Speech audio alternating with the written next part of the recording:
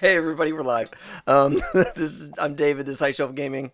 I'm in my this is my Rebecca shirt from Blade Runner. And Nice. it's like her face, but it's all made out of like letters, words and stuff. It's like my Alright. favorite Cyberpunk shirt to wear. Because tonight, Ethan's back. Silas, And things are gonna go down maybe. probably. Just We're a, all very excited. Me too. just a possibility. Me too.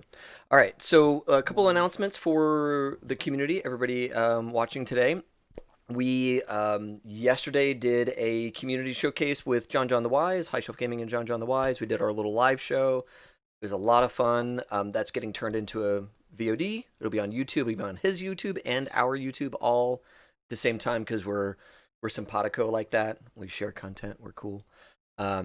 And that went really well. Like we basically just talked about Red the whole time and had a great time. Like that was so much fun to do that. And I'm trying to think what else we got going on. We released a first look at Cyberpunk Red, which went over really well. Lots of views, lots of great comments. Mike Pondsmith commented, which was special, right? Like I don't think he's ever commented on any of my shit before. And so like that felt good. And then yeah, the book is out. Like everybody now gets to play the game that we've been playing, and it's so freaking great. Yeah, Potato. Yeah, it was a great chat. It was really good. Consave, good to see you too. And let's see here. Today we are playing Cyberpunk Red, and then Tuesday we're playing Werewolf the Apocalypse, which is our monthly game. We play that monthly, and I love that game. Just so y'all know, that's the first role playing game I ever played. Like most people start with D&D. No, that's way too mainstream for me. I needed some edgelord shit, so I played werewolf and vampire. So that's my like little nostalgia look back is the werewolf game, and that'll be a good one. We have the full pack together for the first time coming Tuesday, and that'll be a blasty blast. It'll be a lot of fun. Right after Tuesday, we play Blades in the Dark. Mike, you're running that one, and that'll be good. Yep. We're like rounding a bend in our story there at Blades of the Dark, and it feels like a lot of stuff is culminating to an end, and it feels kind of sad and exciting. I don't know. But it's also like dangerous for like, do you get there? So I mean, Are we gonna make it? It's not But just also, yeah. by the end, we mean like March. Right. Like, That's true. That's Yeah. true. Yeah. And There's still yeah, good One long in-game stretch of week. stuff. yeah, and It's we like 6 months. and I've been telling people that like this is our third and final chapter for the Cyberpunk Nomad game, and it is the final chapter. But like this one is also probably going to end up in like February or March, just because like we got a lot to do. Y'all are like, I've got all these threads, David. I must clean them, and I was like, okay, here we go. But not me after tonight. After tonight, I'm done. Are you out? No. Okay, But you know, this is dope. we'll see. Silence I is a mean, big this is driver. a Yeah. point in it, Yeah. but you still have a bunch of people to kill for Sure. Vice. You Sure. do. You have many Silas tasks. totally cares about that.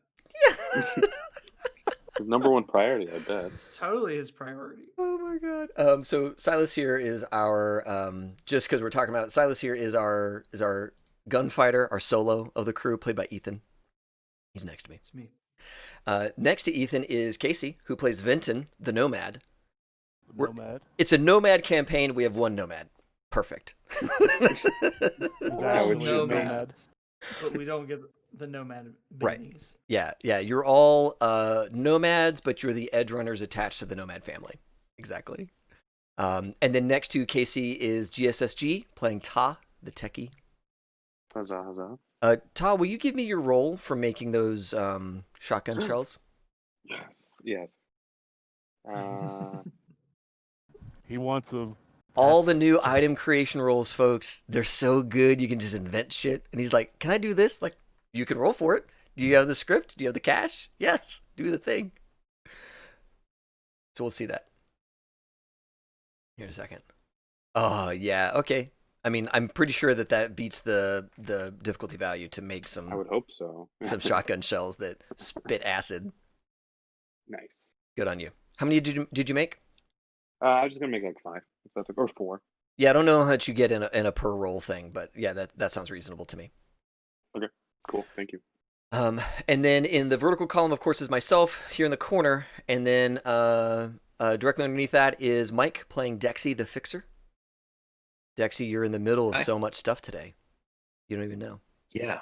Mostly he's in the middle of the breakfast rush, but that's just how It's because you're the one who also makes food for everybody in the family, and I love that he about runs the you. kitchen. That's you need something, go see the guy who That's right. That's right. runs you a gun.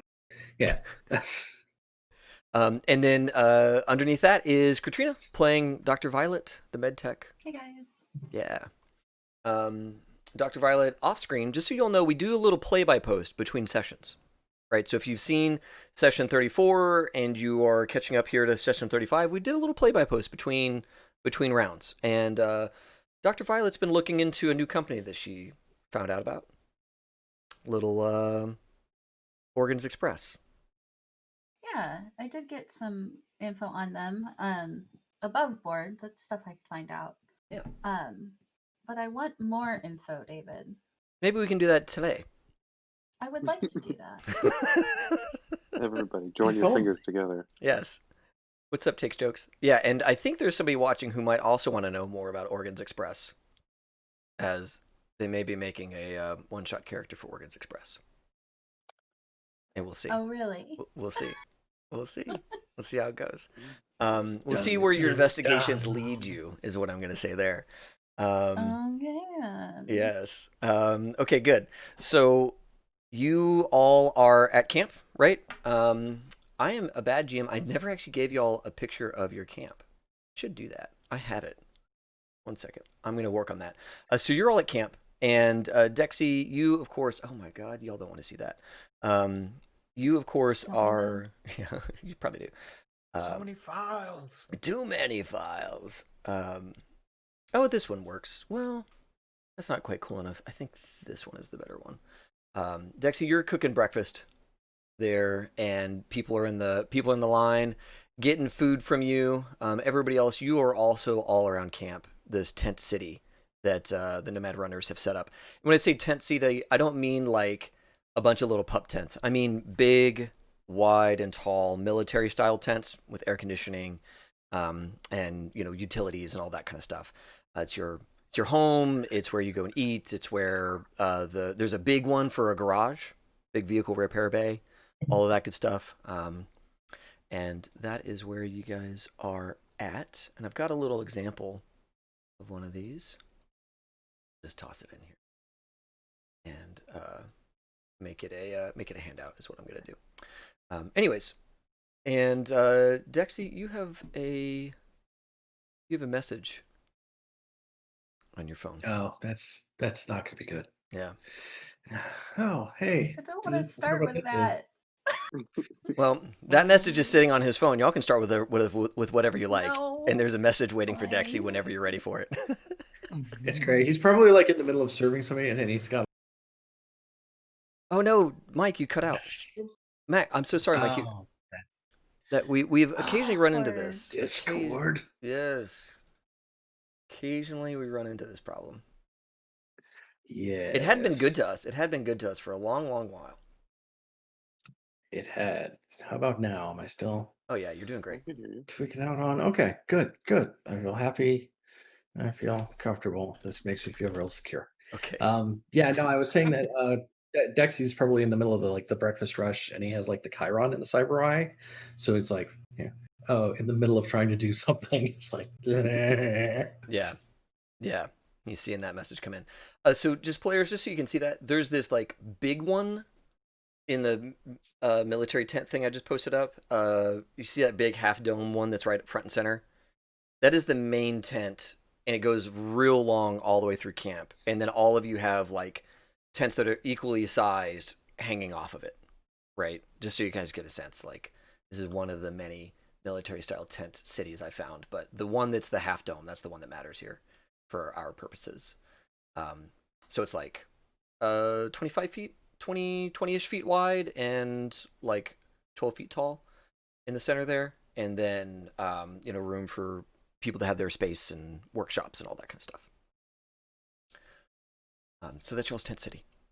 There by the reservoir next to Night City. And so yeah, I'm sorry to interrupt you there, Dexy. You're working the line and seeing your message from. I mean, Yes. it's Ember. He's We all know it's he's, Ember. Yeah, I figured that was coming. I'm probably like mid argument with Oz. Damn it, Mike. I did it again. No.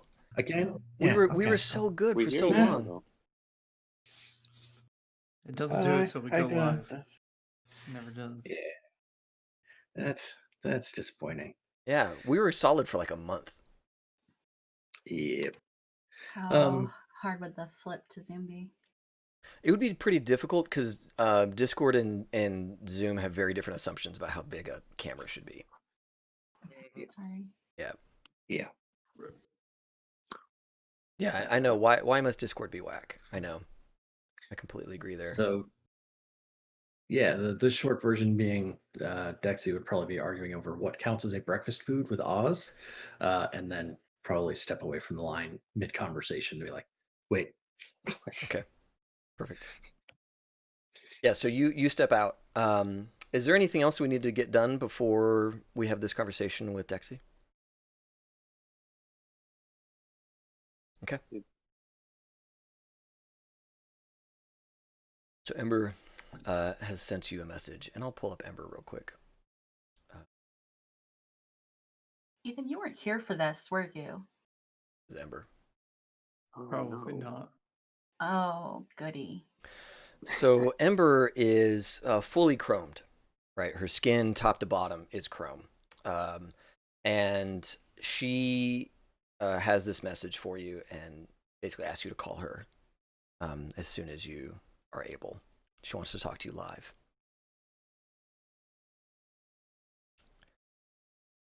Okay, seeing some nodding, like yes.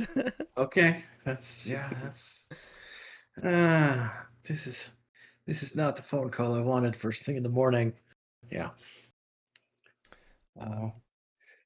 Duck back into the kitchen, Kick squeaks out to go cover the line and check this message. Yeah, she like washes her hands real quick, throws on the serving apron and heads out, grabbing like a big fat ladle off the wall on her way into the thing. Use the ice cream scoop for the mashed potatoes. Oh, right. Goes back and grabs it.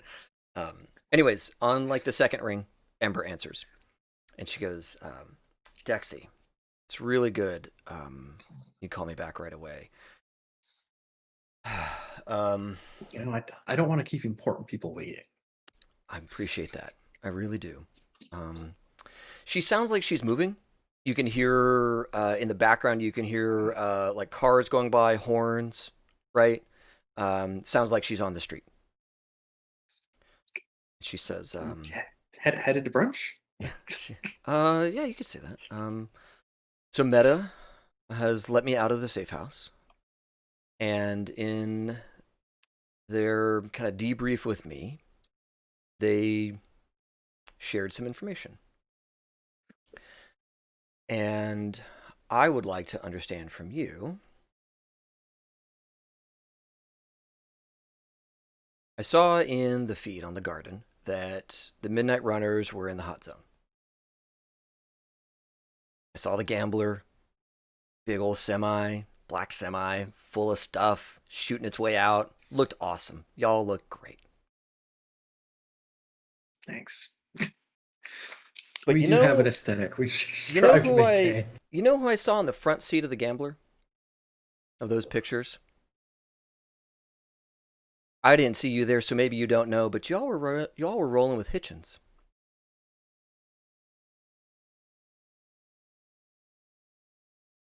And Meta has informed me of some very interesting information. That maybe Hitchens sold them some info.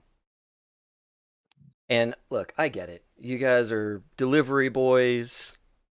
You go into the hot zone. You go into all these places. You get out with heavy gear. I don't care about that stuff. What I care about, Dexy, is knowing where you dropped Hitchens and her stuff off.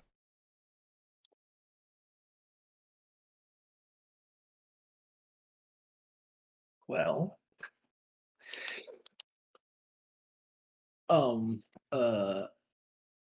Thank you for your call. We will log your support ticket. Don't fuck with me. Yeah, no, it's this. Okay. No, this is That's Mike. but not Mike can't. Dexy. Mike can't answer. Yeah, I mean that Dexy would be trying to talk her into like because Dexy wasn't there. Right. Didn't go on that run. Yeah. It's like, look, yeah, hey, I'm a fixer. Fixers being fixers. We talk to people. We do things. Yep. I grew up in Westbrook. I know Hitchens. Yeah, it's a thing. Do business, trade business, find jobs. Yep. I wasn't there that night. Okay. I'll try to find out what I can. All right. Give me a persuade. I want to see you persuade Hitchens, or not Hitchens. I want to see you persuade Ember off of giving you like 15 minutes, because she's going to be like, "You call me right back." You go and find out that info, and it should take you 15 minutes. Words travels fast in the Nomads, and you're gonna try and extend that time window. How much luck can you spend on a single roll? You can spend all your luck on a single roll. That's the beautiful thing about luck. Okay. Oh, hey, that's well. Then again, we were talking about Splatoon later, so I'll use like 3 luck. I got 3 spread around for us. That sounds reasonable. That sounds reasonable. Dexy's a non-combat character. Going into a fight, it'll be fine. Yeah. So persuasion and then +3. 23. 23. Okay, cool. So yeah, you're like, hey, look, I wasn't on that op. We're doing this whole operational security thing now because we've got the Bigfoot tribe living with us, and hey, it's gonna take a minute for me to find this, but I'm gonna get back to you. And you extend her out to on a 23. Call it an hour and a half before she's expecting word back from you. It's gonna be quick before she like calls. It's basically she's gonna give you some amount of time before she calls you back and is upset. Right. Okay. And I don't want an upset person with a Borg on hand. Yeah. Nope. No, that is cool. All right. Yeah. No, that's fine. I'll definitely have an answer back for you, but in that time, expect a call back from support. We have this logged. Your satisfaction is our top priority. She's already hung up long before. As soon as you said you were going to call her back, she had already hung up. So. Oh yeah, no. It goes click, and then there's a lot of swearing from the kitchen and some hanging. And then I don't know if Dexy stalks out of the kitchen or if Dexy yells at Squeaks to find Vinton, or both. Yeah. Yeah. So Vincent, you're under your truck doing something. Yep. Still repairing it from an RPG hit. Yeah, fixing all the damage from that RPG. Still fixing that. Yeah. There's a part of the where the fifth wheel, that fifth wheel connector joint that's like still jacked. So you're getting that all fixed. And Squeaks comes up and is like, "Hey, Mr. Vinson, hey, so Dexy is upset. Something about the gambler and Hitchens and Ember. I don't know. He was really upset. Will you go and talk to him?" So Squeaks then sees me with my big ass wrench, start beating the hell out of my truck, and be like, She "Fuck!" backs away. Is like, "I think this is handled. I'm gonna go and check in with maybe I want to go check in with I'm gonna go check in with my boyfriend. Make sure everybody's okay." When these guys get upset, we go check in with our loved ones. Where's Timmy at? Timmy's not in any trouble, right? Let's go check on Timmy. Timmy! Come here, fix this! Yeah. And I start walking over to the kitchen. Yep. Yeah, easy enough. You get there. Dexy, Squeaks came and got me. Something about Ember, Hitchens, my truck. Yeah, I think Dexy was probably like looking around for a few minutes too. So if there's like anybody else in the process of like, have you seen Vinton? Like, sure, yeah. Anybody who wants to be a part of the scene can be a part of the scene. Yeah. Oh, if there's like we need to find Vinton and Dexy looks like the fuck is going on, Violet is getting involved in that and probably grabbing Ta and probably grabbing Silas or Oz. All right, whole crew's here. Whole cruise. Silas was overseeing that same jackass painting the comms tower. Yes. All the way back from chapter, like, I don't know, 20 something episodes ago. Yeah. She's like, Oh, that you was still episode ain't 3. got it, man. Yeah. You still ain't got it. Should do a little better than that. All right, so You you feel all like you're you all targeting get together behind the kitchen outside because Squeaks is probably like, "Get out of here! Y'all are messing up this whole Squeaks situation." there's dishes to wash. Yeah, Yeah. Squeaks is busy in there. Yeah. Squeaks and Metamina and like the others. And yeah, there's stuff going on in there. By the time everybody gets there, I'm probably on my second cigar. Like, fuck. Yeah. Just say fuck over again. Yep. It's like, oh, good. It looks like we're both in the same headspace. This will go well. That's so Ember called. Ember has some questions. I guess there was a bunch of footage of folks who went on that trip to the hot zone the other night. Showed up on the garden. And Ember, let's see. Ember was shacked up with Meta in a safe house for a while. Yeah. Meta said something about Hitchens, and then Meta saw y'all on video footage with Hitchens in the Gambler. So Ember's pretty unhappy right now. Ember doesn't have any say in what fixers we work with.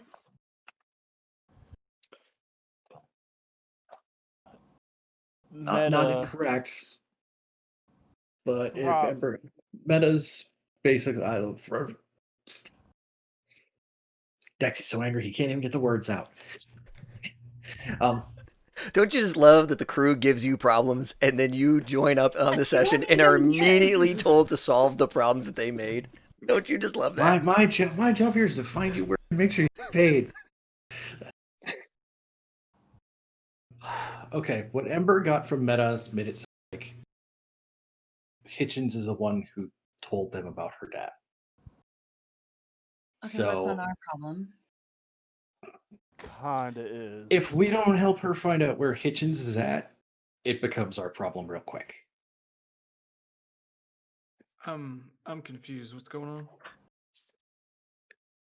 on? Short term. Remember all the way back when you and your sister decided to go snooping around in Ember's shack? Oh yeah, that was kind of Remember, and then we went to go find out who that was, Mm-hmm. and you sent that information to Hitchens. Yeah. Hitchens told us who exactly that was. Yeah. Hitchens sold that information to one of the fixers that got plastered a couple days ago in a sea can, and now she thinks that because Hitchens sold that info because Dexy got a call saying that we were on the hit list, so I put it out to go talk to Meta to try to get us off the hit list. Unfortunately, that got back to they told that Hitchens was the one that gave the information, and now we're just in a giant clusterfuck because we're the ones who originally gave that information to Hitchens. Who gave that information to Hitchens? Silas, if I remember right, possibly Silas' sister from a long time Yeah, ago. that sounds familiar. Okay. Well, Just out of character real quick, did all of you follow that thread? I just want to make sure. I just want to make sure that it's clear in everybody's mind how. What Finn just said? No, I did not follow out of character. Okay. In and out of character. I'm still just missing the part where this is our problem. Okay. Okay. Sorry. Like somebody selling information to somebody else. Okay, I get that. And maybe it originally came. What does that have to do with us? I don't know.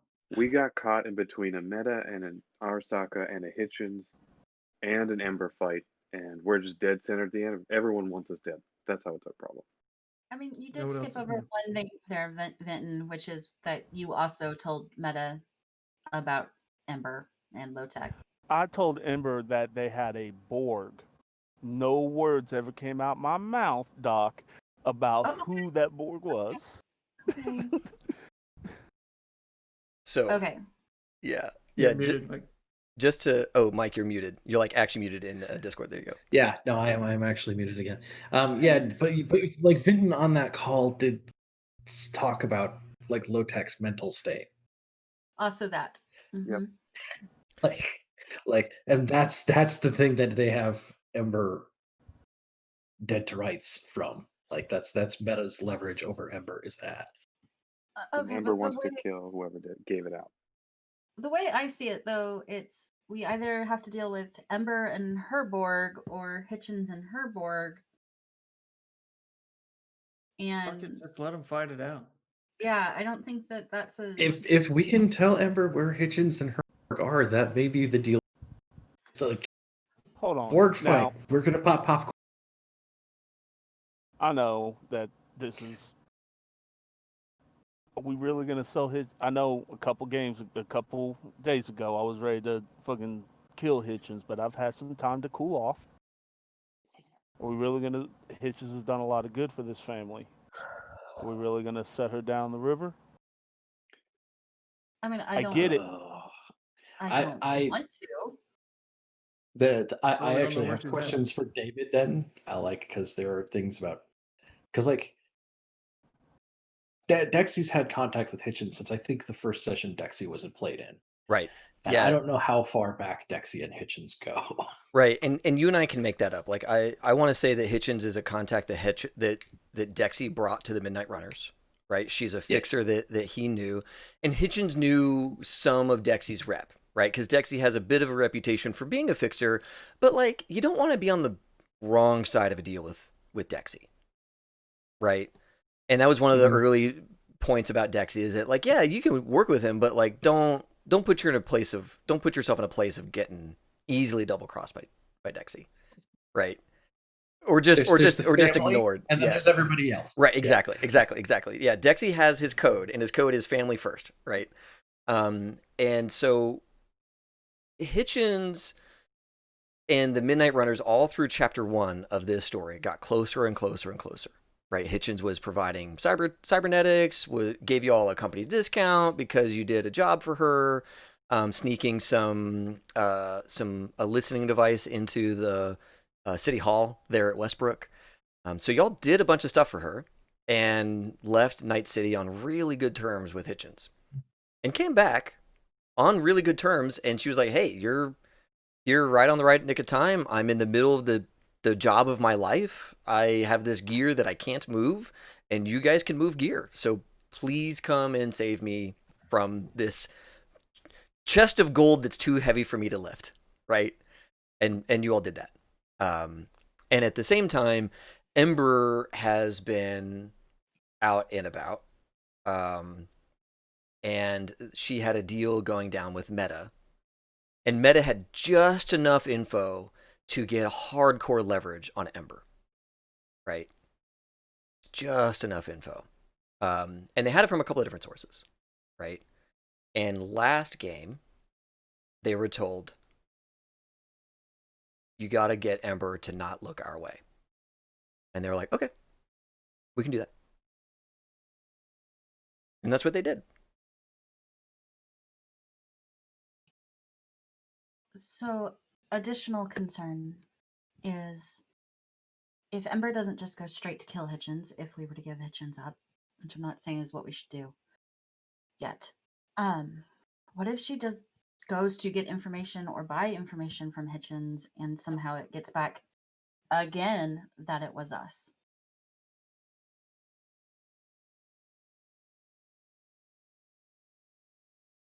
Then Right. what? We can't keep not picking a side in this argument. Yeah.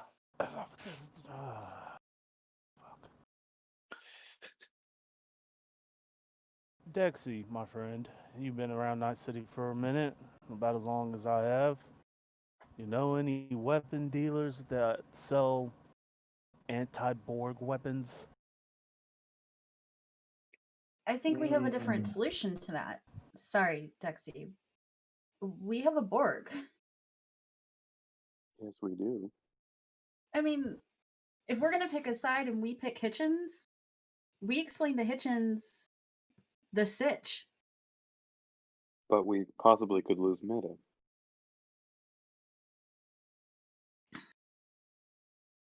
Or we could lose lives here. We could Maybe we don't. tell her where Hitchens is and then warn Hitchens so that Hitchens can get away, but both are happy? I don't think both would be happy. I think both would be severely unhappy if we did that. And then I'm, we're just I'm in the half tempted middle to of it call again. Hitchens. I'm half tempted to call Hitchens. Oh, We're we've about to be got- screwed if we don't give you up. Yeah, yeah. we're about to give you up. How do you feel? What you got? Like we can give you up, or like assure us that you're Are you in the right sensitive, trash headspace to us, receive yeah. some difficult information right now? Yeah. What kind of info? I wanna peek out at Squeaks. 'Kay. See if Squeaks can go grab Benny, or if we can go to Benny. We should go to Benny. Let's go to Benny. Sure. You all go to Benny. That's easy enough. I'm gonna Yeah. pull Benny into this conversation. Because I just think need it's the dog. important to continue to keep him in the loop. Hey, Benny. Yeah, Benny looks like he loves being in the loop. Every Yeah. time I see that picture, I'm just like, In every loop he's in, he gets a new wrinkle. that face that he's making is his face every time we say anything to him. That is half the reason I picked this photo. I was like, you know what? This is like the attitude that Benny brings of like, When this particular crew walks Yes. in, he's like, "Fuck." Benny's gonna have to take back up the heavy drinking. He's been clean for a while, you know. Yeah. He got out of that life, but he's back into it now. Yeah. Yeah, all the designer drugs that he got from Dr. Weiss and then all the other stuff that he went through in his whole life. Like, Benny's had a hard 20 years. No, I mean, like, since y'all met him, right? Y'all met him in Okay, chapter 1. okay. He was like Gotcha. in his 20s. He's now in his 40s. And he looks like he's in his 70s. That's what I'm gonna look like in about 5 years if Yeah. I keep going the way I'm going. Yeah. So yeah, y'all go to Benny and he's in his little like comms tent and he kind of sees the look on y'all's face and is like, all right, meeting room.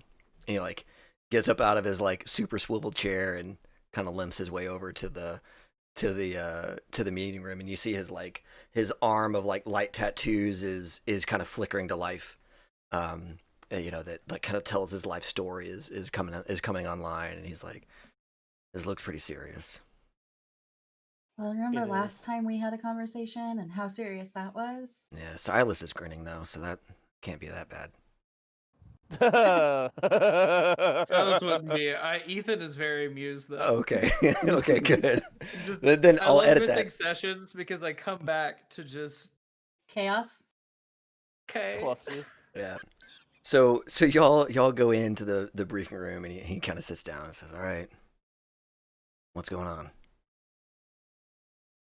And y'all can download to him, and we don't have to roleplay it out. But if y'all want to edit anything out of that, let me know. We gotta run that. We gotta run that story again. I might pick it up the second time. Oh yeah, okay.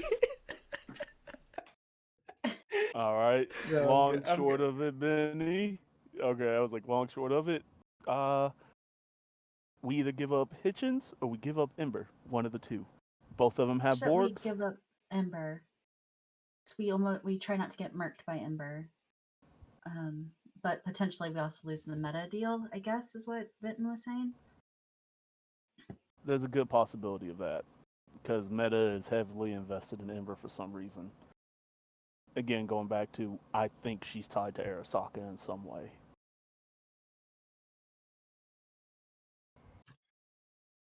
All right. Is there So is there any cash at one nomads that they might not? I mean, I don't know meta as well as you guys do. Y'all dealt with them more, honestly. But if you had to pick between two fixers, which one likes you more? Hitchens. Okay. It's the one that's not currently threatening us. Yes. Has she ever threatened us? No, she's giving us a lot of money. Okay. It's all coming up Hitchens. What's the conundrum? If she sends low tech, if Ember sends low tech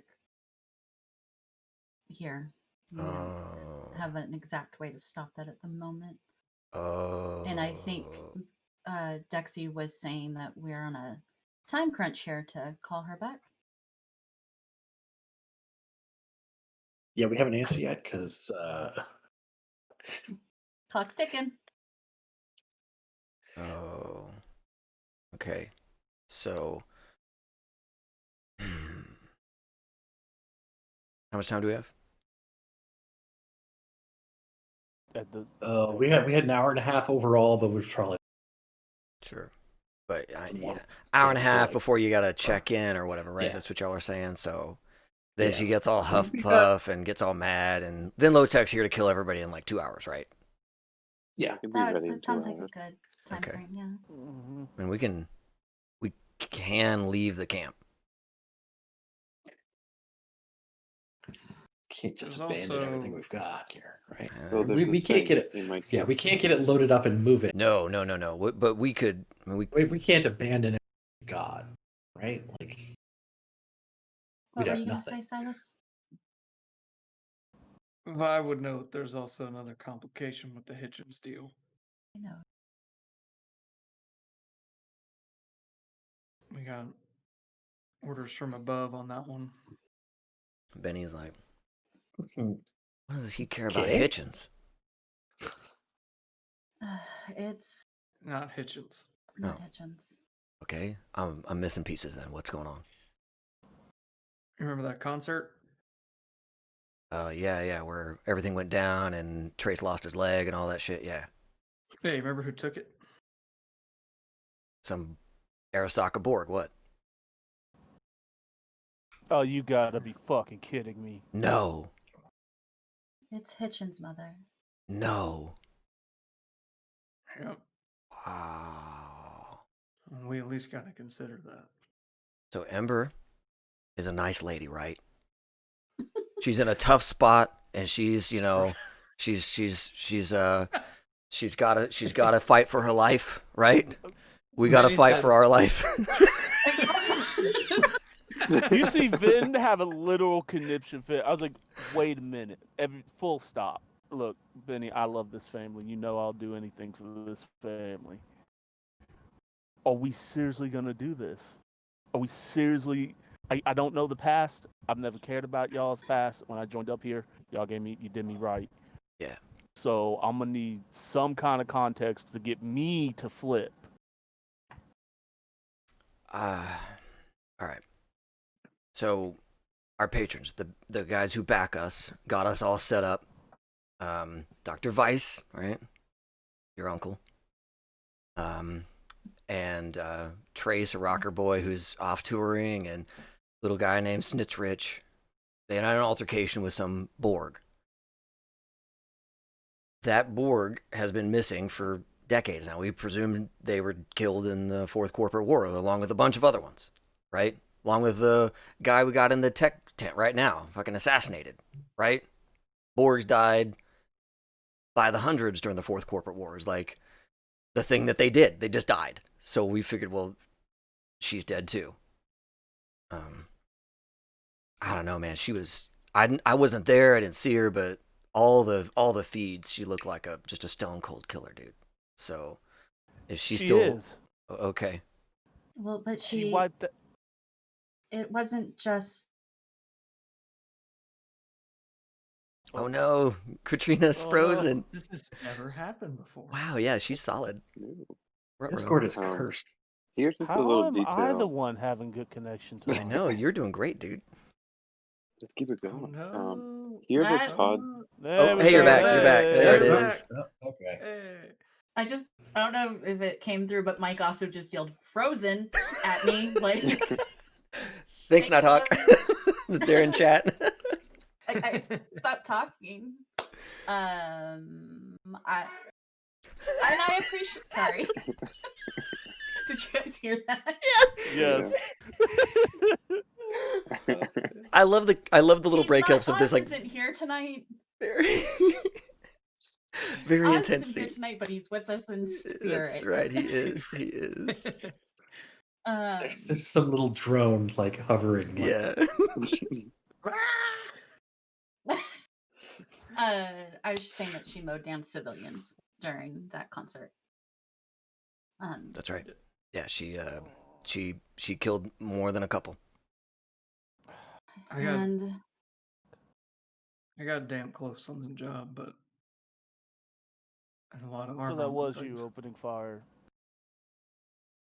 Yeah. Okay. Hey, Well, Did fuck. So she? you wasn't got damn close to what on the job? Taking her out, but Did she let you Okay, live? didn't know that was on the. I had plausible It was deniability. Oh, It was chaos, Benny. But I've been working on my I'd- truck for a solid 5 I days. actually shot her through another man.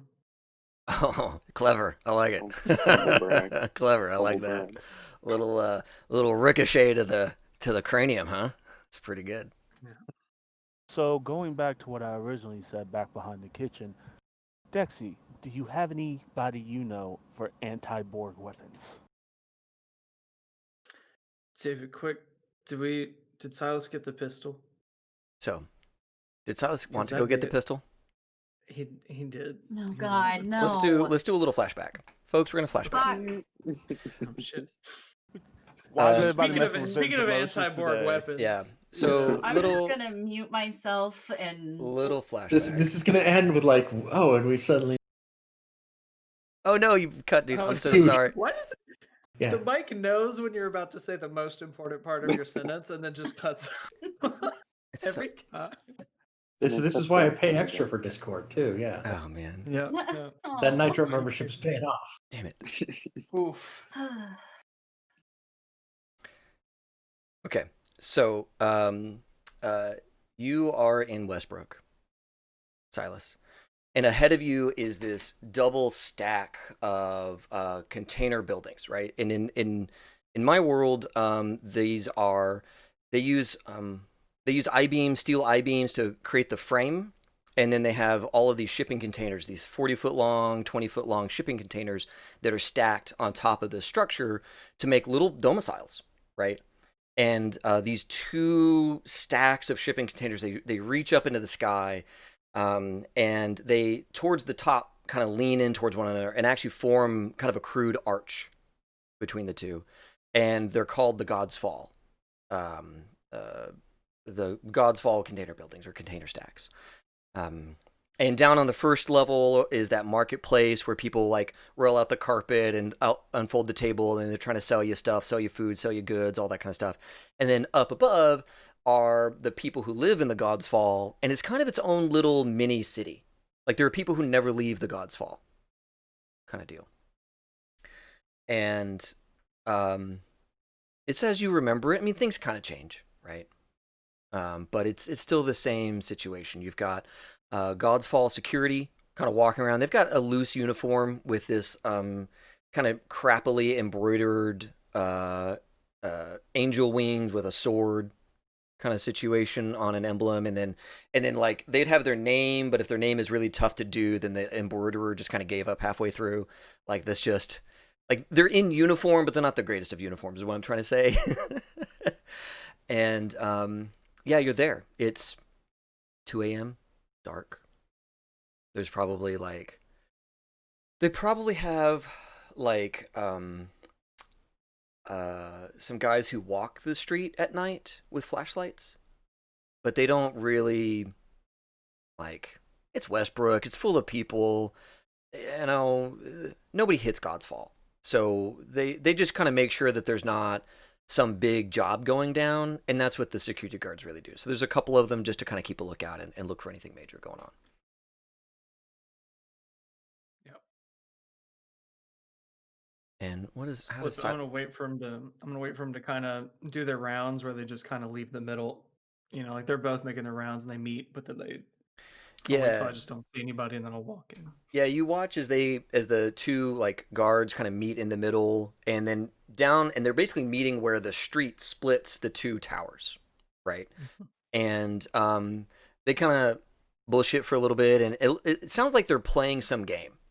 Like they walk up, and you hear one of them say a move, like knight to b4, and then the other one says, "Ah, you fucker," and then they like separate and move on. So they're in the middle of some game that they play only when they meet up. That's some high level shit. Yeah. Playing chess without the board. What else are they gonna do? That's some serious skill. I'm scared of them now.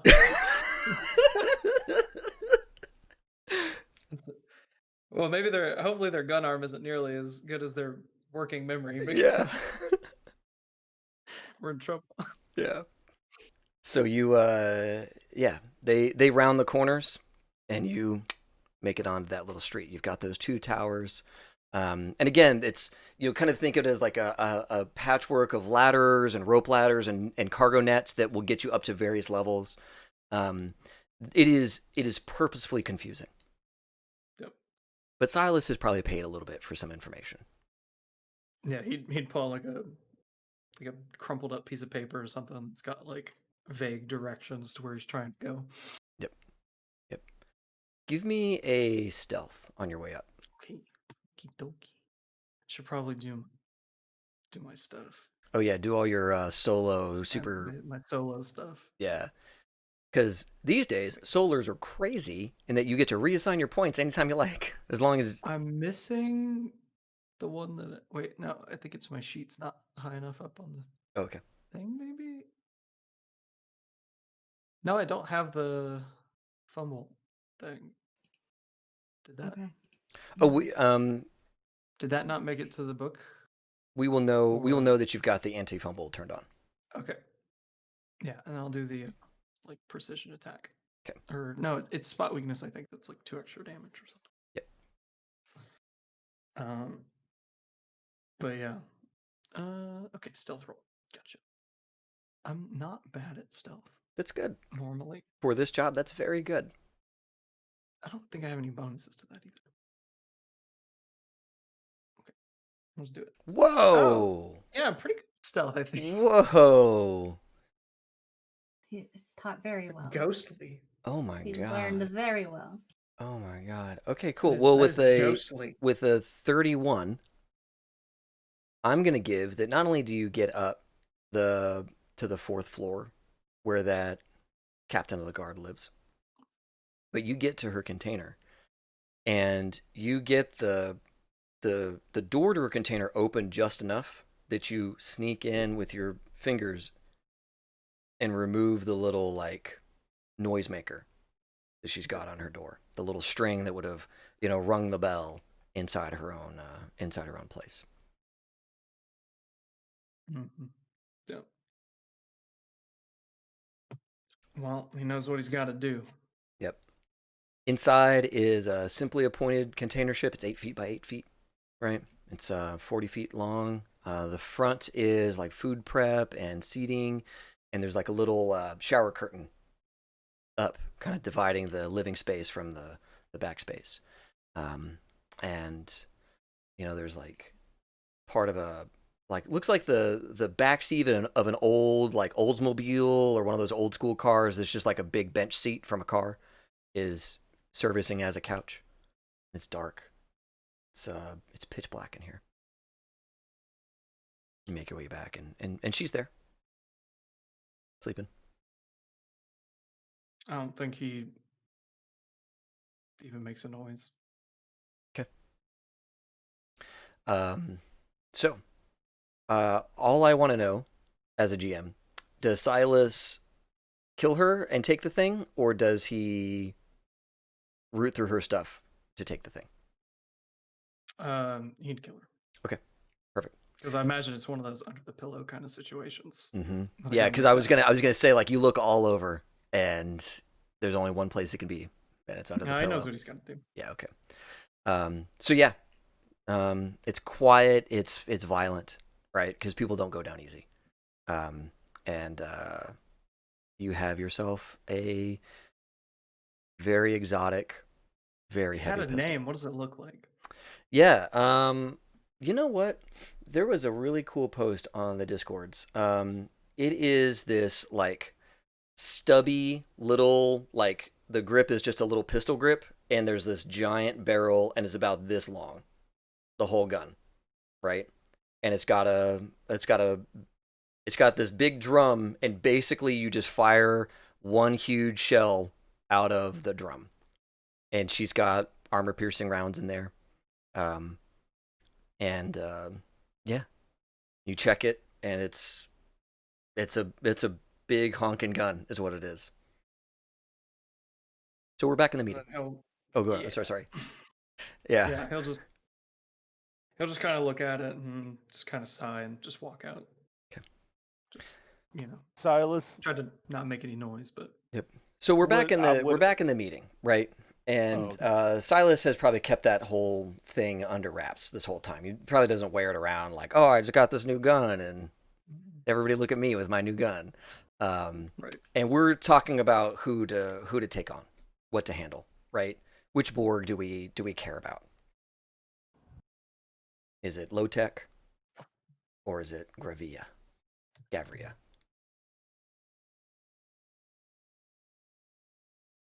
I was going to try to look past things if Hitchens was that important to the family. But Silas is right. He does have a job to do. We do know that this is that person. then we'll look at Benny and I was like,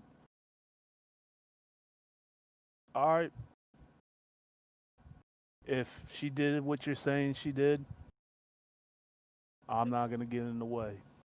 We still need those weapons. At the end of the day, a Borg ain't going to go down without something with some auto rifles. Yeah. I think Dexy will look non-psyched with the plan just because he's known Hitchens. Yeah. But like family, everybody else, and family has said this is the thing to happen. So Hitchens kind of leans in. He says, "All right, well, Benny." Sorry, yeah, you're God, right. My how'd she get apologies. here? No, my apologies. Oh my God. Oh God! Sorry, I've guys. been listening. like, Sorry. Like, oh, looky here, pistol. Sorry, no. Oh my God. Benny kind of leans in. He's like, all right. It feels kind of like y'all are about to make a decision, and I feel like I don't want to be here for that. So, I kind of said my piece. This doesn't leave this room, okay? Y'all edge runners, I get it, right? We got to make some calls, and I just don't want the rest of the family know, that we got this close to having some real problems.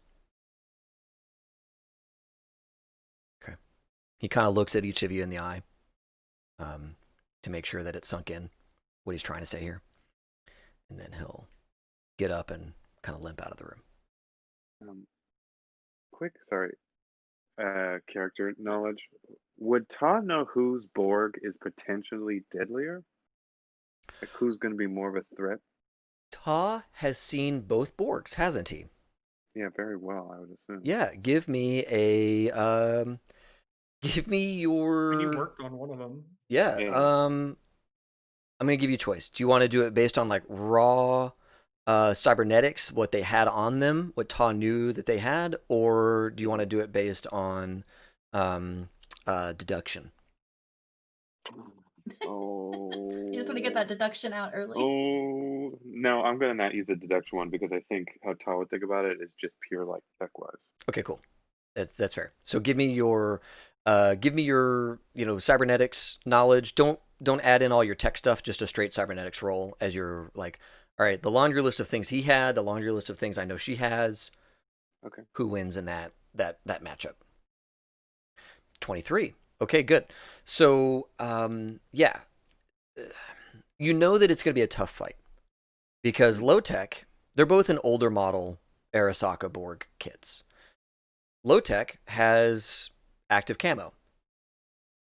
Little less armor than Gavria does, but he can get in close where she kind of needs him to stay far away, right? So on one level, it kind of depends on how the fight is set up. If he has time to get his sneak on, once his cloak is dropped, if she hasn't taken some significant damage or taken like meaningful damage, I don't want to mean like significant, but like he needs to hurt her bad and then he will likely win. And he has the toolkit to do so. But if he is denied that chance, he might not make it because she's got the shoulder-mounted grenade launcher. She's got better armor than he does, and she is straight up a walk in the room and kill everybody kind of person. And low tech is a sneak. Okay. Ta, at some point in this conversation, because I only just thought of it, but at some point in the conversation before, Ta would have thrown in that knowledge bit. Cool. Just to everybody. Yeah. Yep. What does this do with your friendship, shall we say, with the spring person? And also throughout the most of the conversation, Ta was just looking at his agent. It was like every once in a while, just like kind of almost as a tick of like just looking, put it away, look at it. It's fine. I don't really. Yeah, it's fine. Nothing would change. I don't think. She was looking more at Vinton, and so she looks confused at What? Not? Yeah. Yeah. Spring? No, Vinton. Sorry. Yeah. No, Vinton. You're talking to Vinton. My bad. I like that Ta is like buried in his phone and thinks the question is for him. That's great. It is what it is at this point. I wasn't even 100% sure if I was gonna fucking murk her if I saw her or not. It's in her ballpark. She jumps at me, I'll put her down like the rabid dog she is. If she doesn't, cool.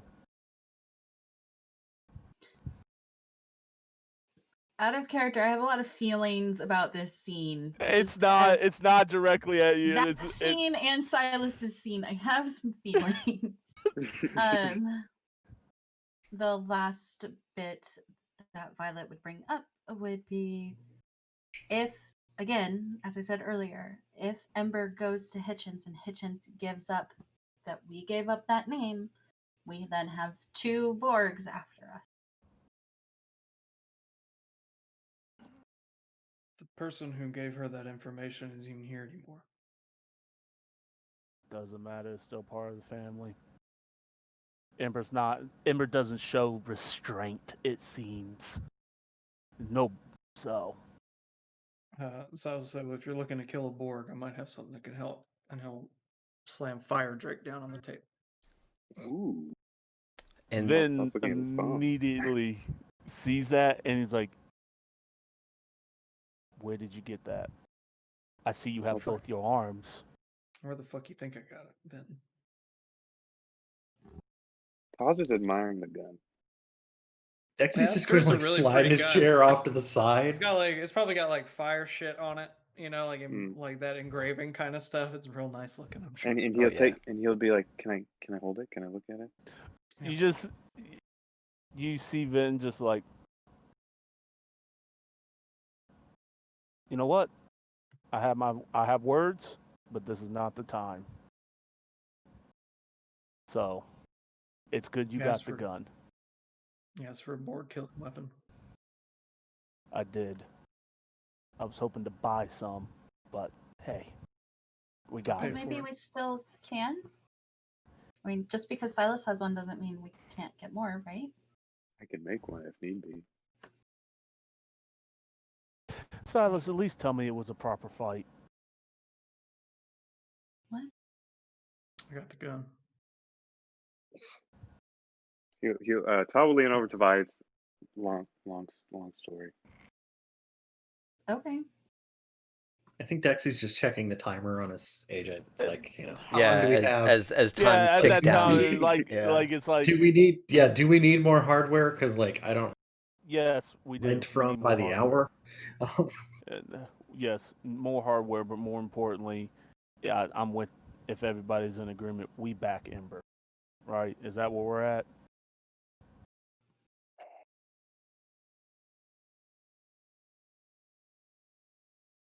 Yeah. Ember's got meta behind her, yeah? Sounds like it. That's the call. We should contact Meta. Maybe we can get the family moved closer to them or something for the moment. Agreed. Let the Edge Runners deal with this. I'll go talk to Benny. Cool. Good luck, Dexy. Yeah. See if you can get her to bargain time, like more time, not to go straight and hit her, like to give us time. Well, do I tell her not to go there directly because we're going to help? Because that's a real big gun sitting on the table, but if we're not there to use it, Yeah. then it still goes either way. Yeah. No. Yeah. Tell her That's- that we'll be down to help. That Okay. gives us the most time. And then out of character question, I have no idea where the hell Hitchens actually is to tell her. So Right. Yeah, you have to get that from these crew. Yeah, and we can assume that they tell you where it was. I should probably ask. Okay, Are y'all going to tell him? No. Vinton would have been like, "It's here. You take a left here. You turn here. It's the whole 9 yards." Like he tells exactly what warehouse and everything is at. Okay. Cool. We should just leave him without the knowledge, and he goes, "Oh shit, I forgot to ask," but the phone's already ringing. I've only got half my luck to spend on that for sure. Yeah. Yeah, no, we know where to go. We know exactly where to go. Before he makes that call, there's an in and out on Boulevard, and that's Okay. You all kind of disperse. It feels like to get ready. I'll wait for Silas.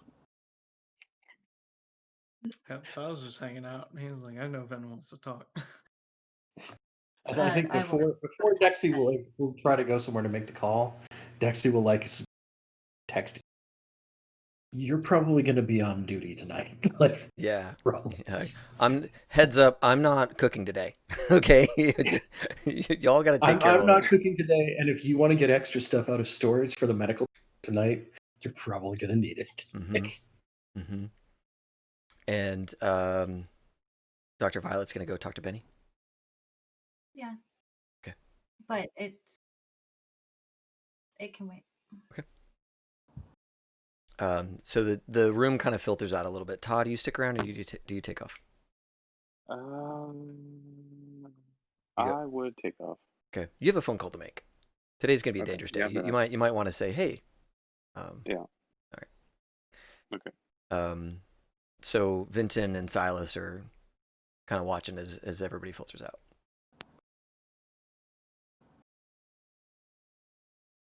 Silas,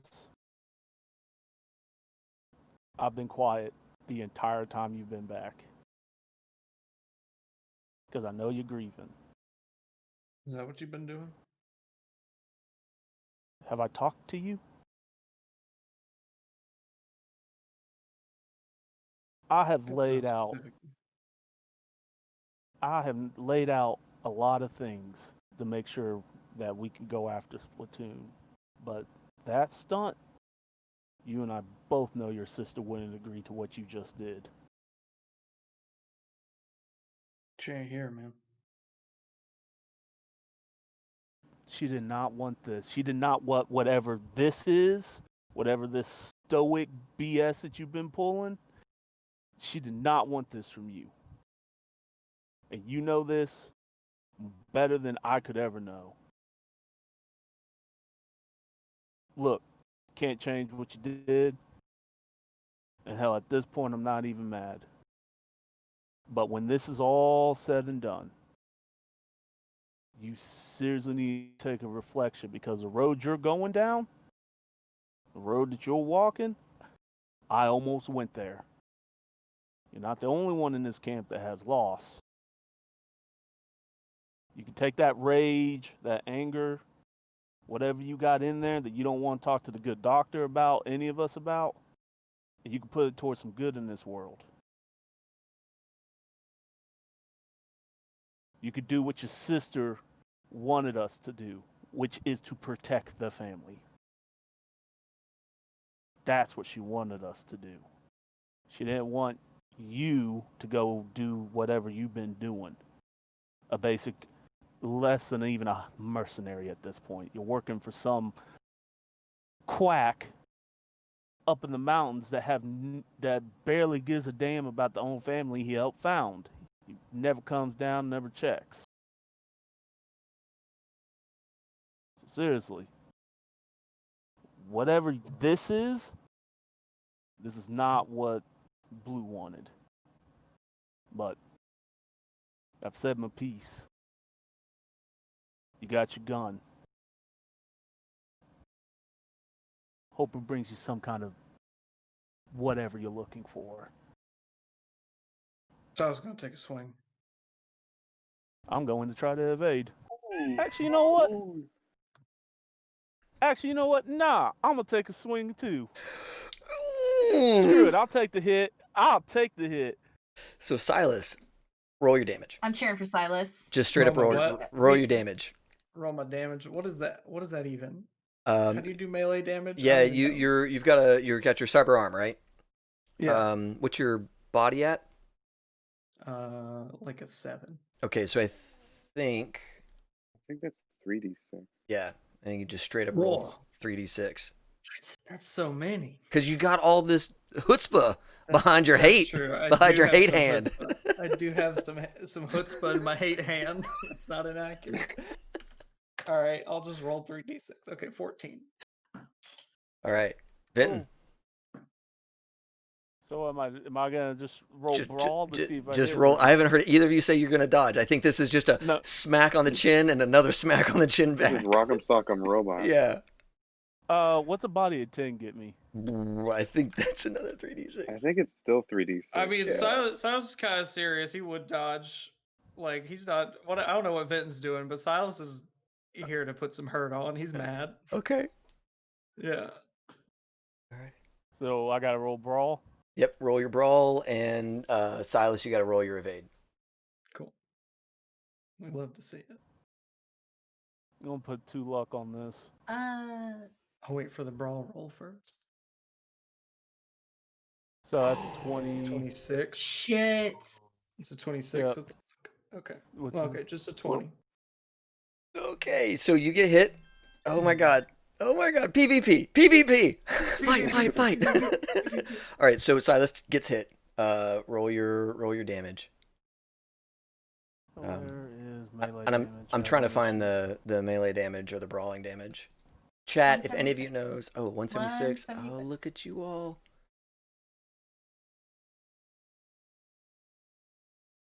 No, it's when I'm a Borg, it's 4d6. So. What is it? Yeah. So your body is a 10, so it's 3d6. Okay. I thought there was just a button for melee. Am I tripping here? There may have been, but just okay. It has left. Yeah. Okay.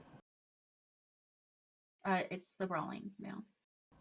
Really? Oh no! Really? So Give him hell, Silas. I'm so mad. I'm so mad right now. So is Casey doesn't even get through the skin weave. Casey constantly gets screwed by roll 20. Constantly gets screwed by roll 20, man. That training hasn't been doing anything for Casey. I tell you what. That is tough. Cool. Well, I roll evade if he's gonna take another swing. Yep. I mean, how do you react to the first one? I mean, he got hurt a little bit. It's 14 damage. I got. Yeah. Let's see. Because I don't even think Silas flinched on the return swing. That didn't even get through the skin weave. Keep going. Fight. Keep going. Fight. Are we gonna keep? Well, going? no, it's Silas's turn. Silas, what do you want to do? He returns with hate, and it doesn't get through your armor. How does Silas feel after having like an advantaged exchange? Like he knows that he did damage and he didn't take anything back. Yeah, I think Silas would pop the blade out. I just dropped a whole bunch of shit. I don't know if y'all heard that, but oh no.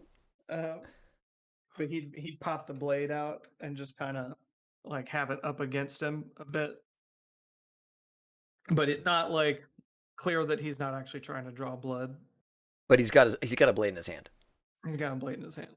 Well, the one coming out of his hand. Right. Deal. Yeah. So, Vincent, you see him like unsheath the knife in his hands that's coming out of his hands, He doesn't swing at you, it doesn't sound like.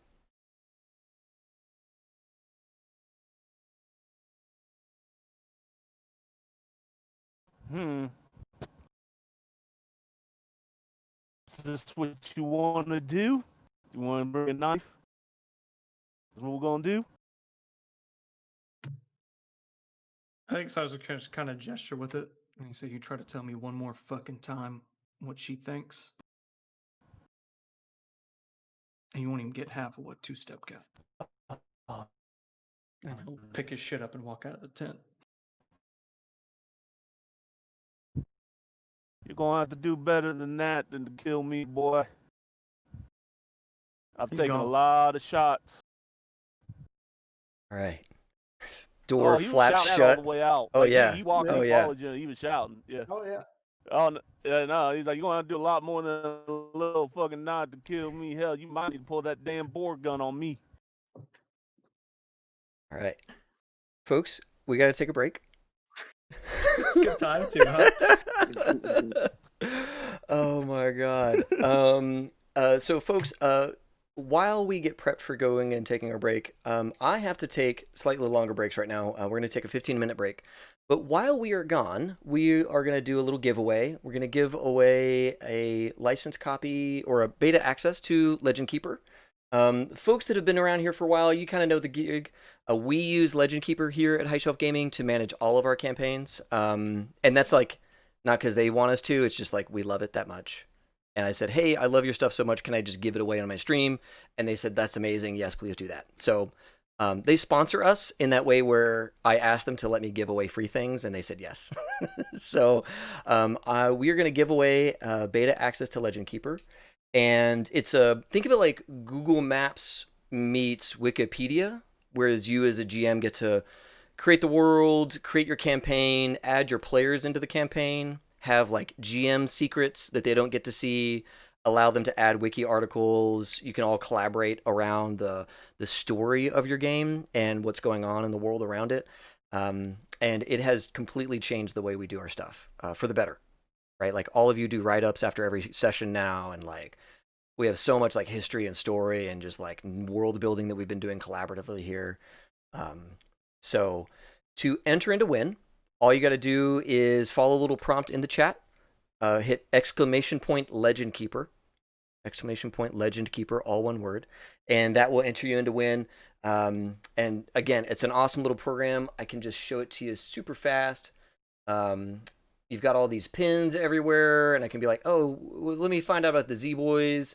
Look at this, and I get a little picture of the Z-Boys, and a little article I wrote up, and if I want to find out about the hot zone, I can read up on the hot zone and all that kind of stuff. So, and the idea is you're able to quickly navigate and find information. And as a GM, I use this on another screen. Whenever they're like wanting to reach out to somebody, I'm like, oh yeah, who's that person? I look up my little article about that person and all that kind of stuff. It's up on my screen on over there. So I know what's up in my game. Really powerful stuff. By all means, give it a whirl. And we are going to go to our break. We'll be back in 15 or so minutes, so 9:35-ish Eastern, right? If you're Central or whatever, do the math. All right, so let me get back to my little Streamlabs here. All right, folks, we'll be right back, and we will figure out what these cats do next, because holy smokes, I have no idea, and I can't wait to find out. All right, see y'all soon.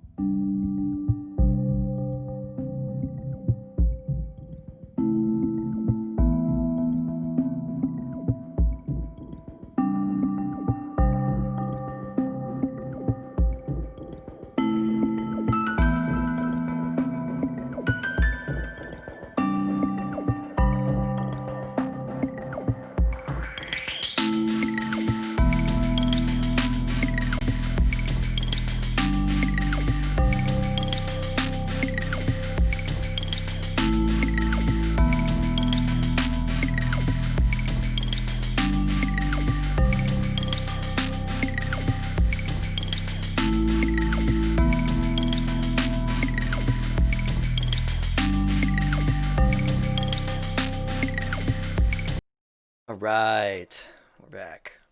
Thank you all for allowing us to take a longer break. Everybody's patience there, greatly appreciated. Love seeing all of the folks coming in for some Legend Keeper hotness. That is the right life choice, everybody. We are going to, oh man, we got all these tickets coming in. We're going to close the entries, and we're going to pick a damned winner. Gnome de Soul. Gnome de Soul, good job. Yay, Congratulations. congratulations. Congratulations. I'm going to find you in Bit Podcast. Hey, welcome to the stream, Bit. Ollie, welcome. Yeah, huge congrats to Gnome. Where are you at, Gnome? There you are. All right, Gnome, the way I do this is I'm going to send you a little whisper on Twitch here, and I'm going to ask you for an email address to send to Legend Keeper, and they are going to turn on an account for you. You'll get an email saying that your account is active, and you just log in with your email address. It usually takes Braden over at Legend Keeper like a day or so to get to this stuff. If it doesn't happen, reach out to me, right? Twitch is fine. Quite frankly, the Discord, any of the Discords we're in. So we're in the Fans of Cyberpunk Discord. Of course, HSG has its own Discord. Links for all that stuff is down below. So if they don't get back to you right away, of course, let me know. I want to make sure you get your Legend Keeper access. So Just have to go and be fancy, Mike. Get that. Oh, what's going on here? Oh, yeah. Look at you going back and forth with your stream points. Thank you for tossing the link in there, Krat. That's really nice of you. Gotta use the imaginary money for something. That's right. I realized that I have enough imaginary money to just unlock those emotes every stream for like the next 2 years. Of course you without do. without having to subscribe. So yeah, Gnome, it is one of those crazy things. Like, you start to use it. I did it on a lark. I was like, I'll try this thing out. And I was like, I'll just put my West Marchers game in there just to see how it goes. And then it was like jet fuel. It just made so many things really interesting and easy. It's still in beta. He's on 0.8 right now. And so he's got basically 2 major revisions to go before it's going to go live. And during that whole time, you can use as much as you like. You can invite 50 friends to your Legend Keeper, and then those people can invite 50 friends to their Legend Keepers. So, like, good. Just spread the love. Yeah. Oh, yeah. And Jagos, when you write an article, if you have other articles, right, and the articles are referencing each other, just click on auto link, and it'll go through and be like, oh, this is actually an article. This like phrase or word. This is actually an article. I'll link to all these things for you, and it's just it's so good. It's so good. Get in there and play. I'm messaging you right now, and I'm misspelling the word address again.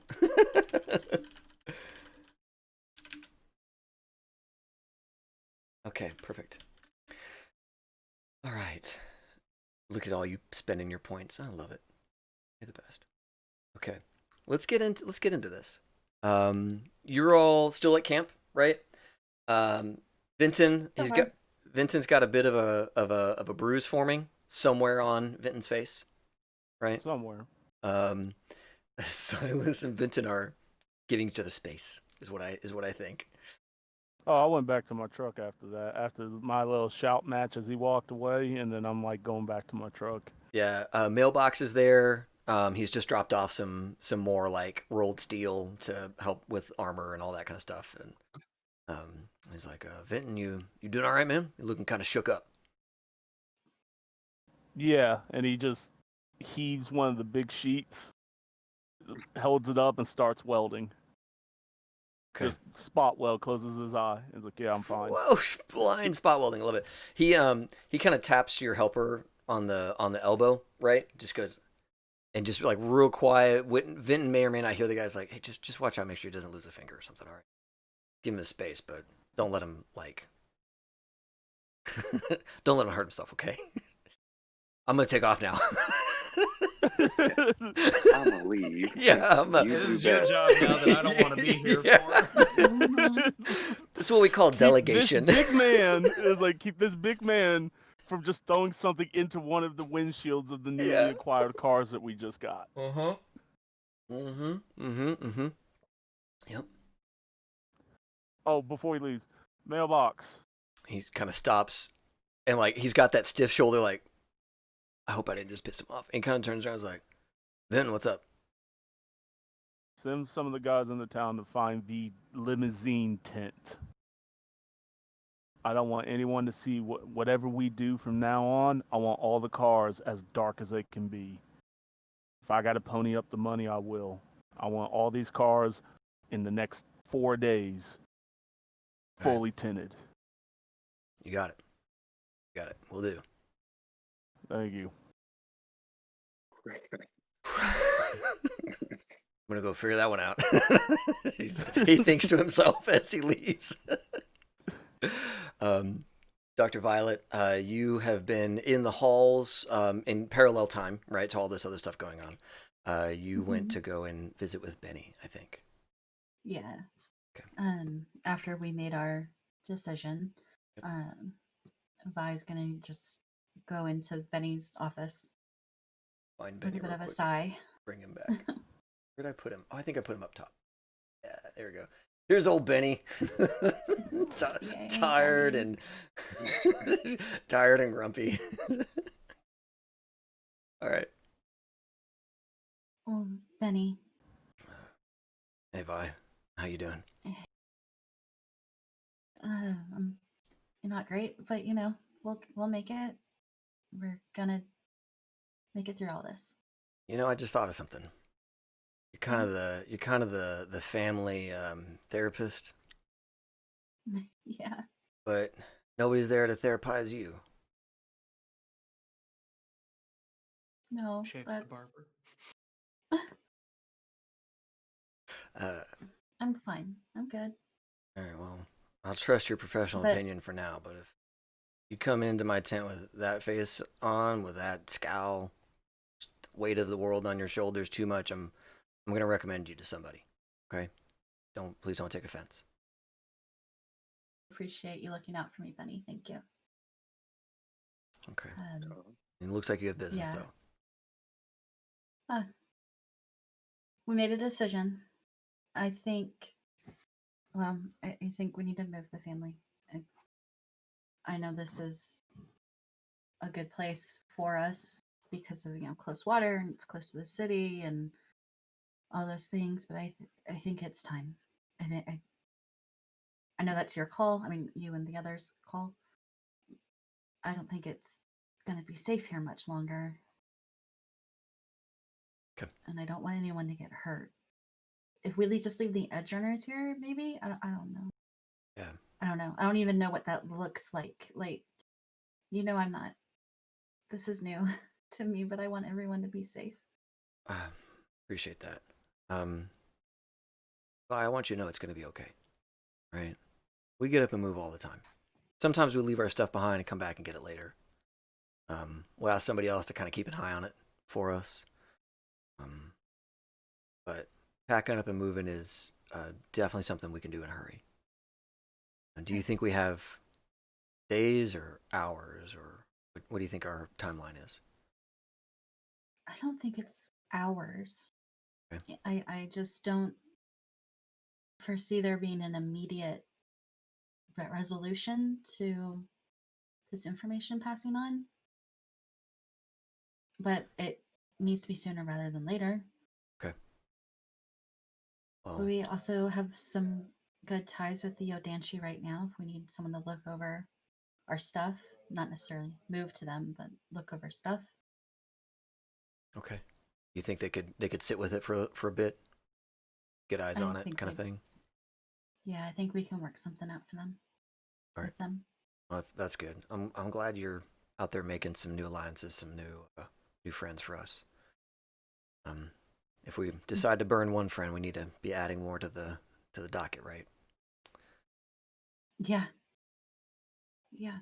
This is gonna be a big thing.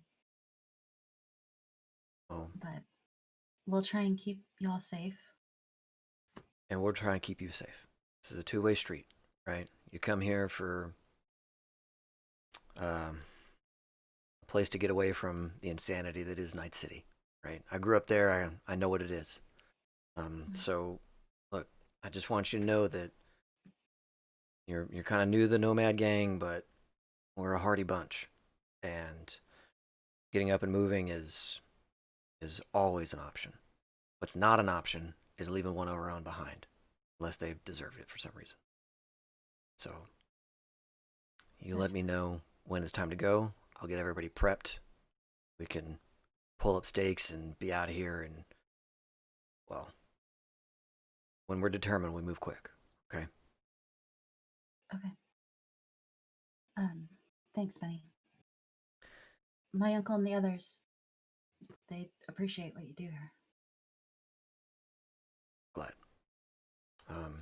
Next time you talk to Dr. Weiss,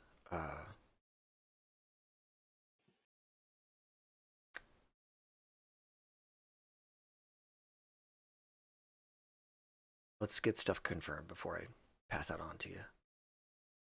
I was thinking about that Gavria, thinking about that AI. Some of that stuff Dr. Weiss might want to know, right?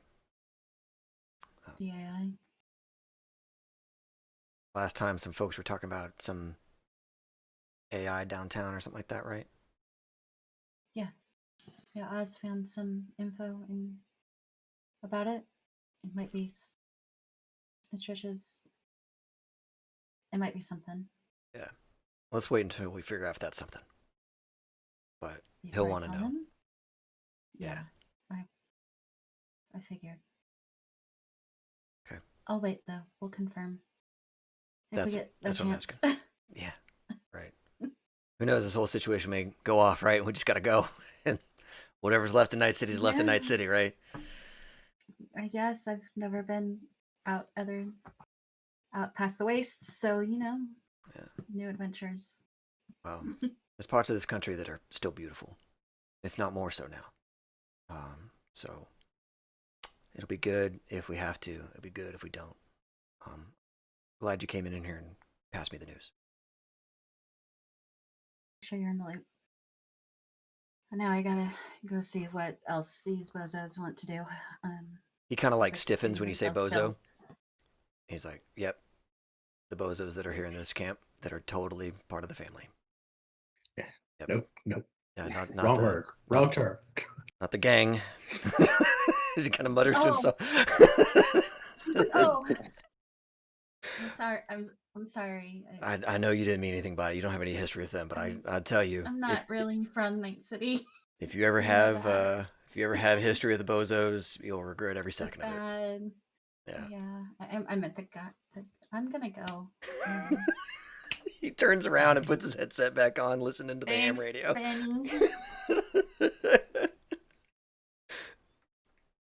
All right. Yeah, leave. Out of character, who has the information about Splatoon? Because one of us does. Oh, God. Oh, good. Benton does. Boom. Good. Good and cool. cool, leveled right now. Really Calm, clear-headed. collected. Yeah. Objective, even.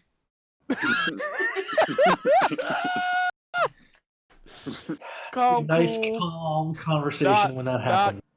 not cussing up a storm and throwing fucking tools everywhere. Or Actually blind acting like, welding. Yeah. hey, he might not be a techie, but he can take care of his truck. Someone mentioned to Vi that he was welding without a mask on. Like, Nobody's gonna say she would anything go about check that. on him. Right, Nobody's as gonna Matt, mention about that. That is. Oh man. Yeah.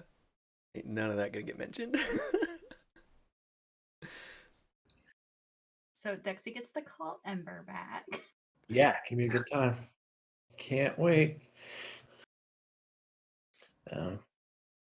So yeah, I'll find a quietish corner, like the bench out back by Curry Goat's pen, because I love a good callback.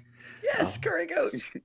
Yeah, Curry Goat's out there running around with all its kids, munching on whatever scraps y'all throw into the goat pen. And, like, there's these little tufts of grass that dare to grow in the goat pen. And Not for long. those tufts of grass are gone. Because goats are ruthless. They go down to the nub. Yep.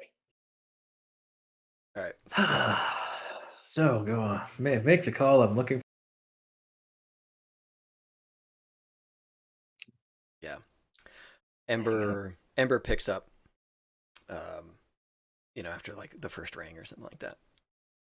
Okay. And you can tell she's out of the streets. She's in a quieter place. There's no more background noise. Like must be done with brunch now. Okay. She says, Dexy, I'm glad you called. Okay. I can leave hanging. Called. Man of my word. Just absolutely the kind of thing you associate with a fixer. Yeah. So wanted to give you a call. So yeah, the members of the Midnight Runners did see Hitchens the other night. They did help her out with some work down in the hot zone. You know that. That's not a surprise. I feel like there's some angle to it of like, I've known Hitchens for like 10 years, and I'm here calling you to tell you where Hitchens is at. Yeah, and to I tell imagine you, there's like I imagine there's like a lump in Dexy's throat right now. Yeah, there's like a moment where it's like, that went out. But we know where Hitchens is at. I'm glad. I will pass that along to you, and I will say that when the time comes, because I don't assume you're headed over there now, but when the time comes, if you decide to move against Hitchens, to call me, because we will be there and we will have your back. Quiet for a second. And she says, well, that's unexpected.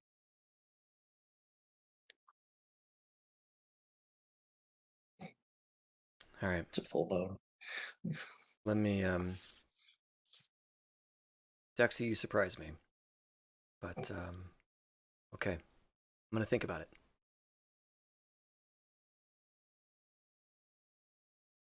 You did the right thing. I like to think so. She hangs up. Yeah. Dexy's gonna hang out there by the go pen for a while. That's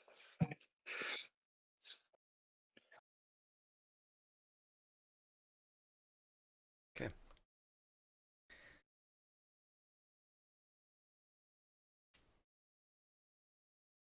We next, Katrina? Man, guys. There's no tension at all.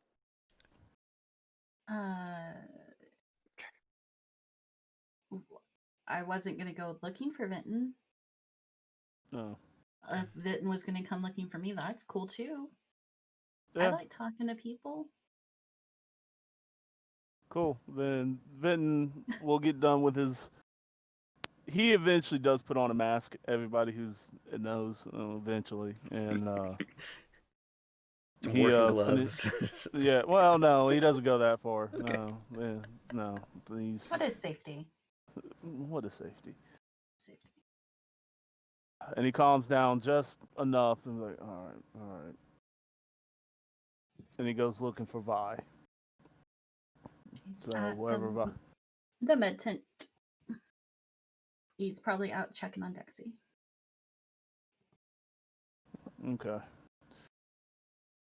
Hey, Doc. Hey, Vinton. What's going on? She's like working with some drugs, for lack of a better term. Just drugs. You got an ice pack. Yeah, you okay? And she'd go and open the fridge, get an ice pack, turn around, and see that you have a shiner. Me and Silas had words. She hands the ice pack over. Here. Are you, other than the shiner, are you all right? Is he all right? Probably not. When the words got heated, as you, as he puts the ice pack up, he points. Nah. That gun had some history. History that him and I only know about. Reason why he went to go see your uncle, basically. Okay. Anyway. Well, I'm not gonna get in between the two of you on. I mean, I'm more than willing to talk to you or listen to you or him. Hopefully he'll come talk to you. That was my hope out of that conversation. As for myself, I think I'm going to retire here soon. But that's neither here or there. Nothing wrong with that. Nothing wrong with that at all, man. Just getting a little too slow. You know what I'm saying? A little too slow. No. But anyway, I don't know about that. think he kind of Ain't nothing wrong with retiring. Yeah, Sacramento, for as bad as it was, had some pretty good things. You know, had a good thing in it. And anyway, I think it's time for us to hit Splatoon. Okay. I know I'm jumping here real quick, but I think to help Silas in a weird way, and probably me and a lot of the edge runners, I think we need to go wipe those guys off the map. I saw some things the other night. Ran into one of the security guards over at Chrome Oxy. He got messed up real bad. Oh. From the acid, I believe. Yeah. This guy said. And I want to go before Silas goes on his own. And I'm hoping that maybe I don't want to put you in danger, though seems like I do a terrible job at that. But I think we're going to need somebody to keep him and I together. Probably more ways than one. So. I did have a feeling that this day was coming. So I think we owe it to you guys and Silas's sister to take care of that problem and make sure that they're never able to do it again to another group of people like Chromoxy. Agreed. So do you know where they're at? Yes. Yeah. Ironically, I got the information from Hitchens. It's kind of why it's hard. It's hard. This is hard. It is very hard. I don't know what went down so many years ago between your uncle and his people. I only know what I know. But as I said all the way back in Sacramento, when we did that job with the MedCorp, at the end of the day, I got to respect what the founders want, no matter how much I disagree with it. So. Well, that's big of you to say. I've learned some But things. Sometimes I get yeah. knock sense into me.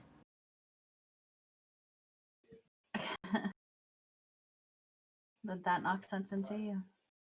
No. Made me mad as a hornet. Kind of feel bad for the youngin' that was helping me, but my temperament sometimes gets the best of me. Yeah. I think it's the best of all of us sometimes. Yeah, I still got it. He'll show the little lip scar. I was like, for a med tech, you can sure throw a hit. I'm just saying. Well, you shouldn't have bit down. You shouldn't have bit on your lip when I. So, In fairness, anyway. In fairness, I wasn't thinking you were gonna jump up and knock me down on my ass. That was pretty fun, but not that I didn't have it coming. I had it coming. Look, the girl knows how to fight. Okay, Yeah, this is true. You got at a lot least I more didn't punch. do you dirty. Fair. And then he just kind of thinks of all the things you could have done while he was sleeping. He's like, fuck, she's a med tech. I get realization so yeah. I'm gonna get the team together, and I think we're gonna hit these. Let me tell Silas. Okay, yeah. Don't think he wants to talk to me right now.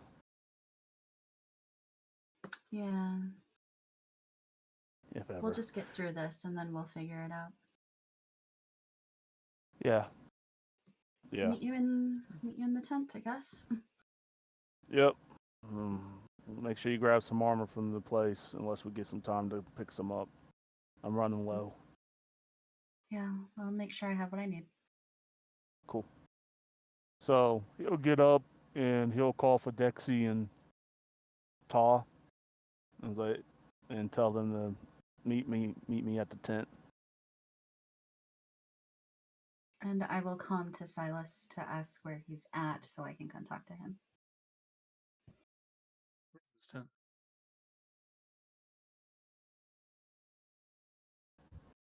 So yeah, he's stop by the tent. Yeah, do you go and stop by his tent? I'll go to the tent, have it and said to meet him there.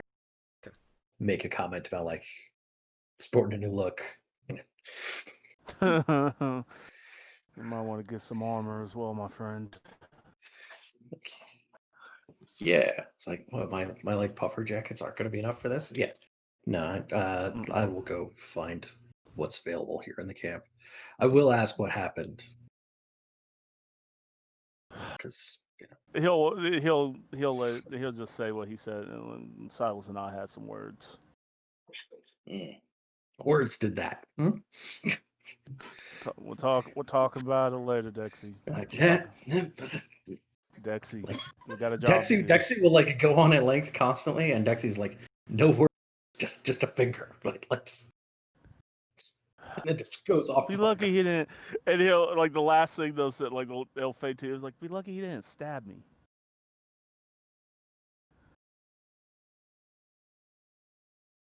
Still, just it's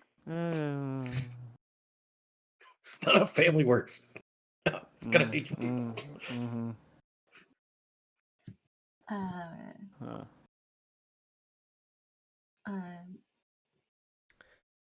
Violet's gonna go to Silas's tent. Knock? Ish? She said she was coming, so he should expect her. Okay. Yeah. What's he doing? Cleaning his guns. I think it's that time of day. Gotcha. Yeah, so you've got the 30 cleaning to kit. 45 minutes per day that is spent cleaning the arsenal. Mm-hmm. Yeah. So he's got the cleaning kit out. One of the guns is disassembled. The ones that are cleaned are on one side, the ones that are to be cleaned are on another side, probably. And there's parts laid out in front of them.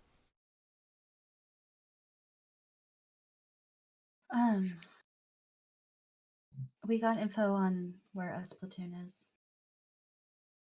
They think it's time to take care of that problem. And obviously, we ain't gonna leave you behind. Yeah, I think Silas just lets out a really big sigh. Upon hearing that. And kind of starts, finishes up the gun he was cleaning and starts putting it back together. And he's like, "Time we leaving?" Probably 30, 45. We were going to talk about it first. All right. See you there. Yeah. You want to talk about that shiner you gave Vinton?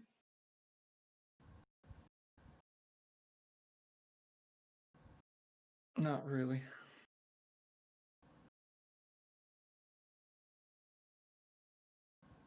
But When you do, you I'll know. tell you one thing. I'll tell you one thing. Yeah, And say this. he'll kind of look at Violet, make eye contact, and say, "I'm tired." I know. And then I'll go back It's to a what lot. he's doing. It's a lot you've put on your shoulders. Ought to be a lot less.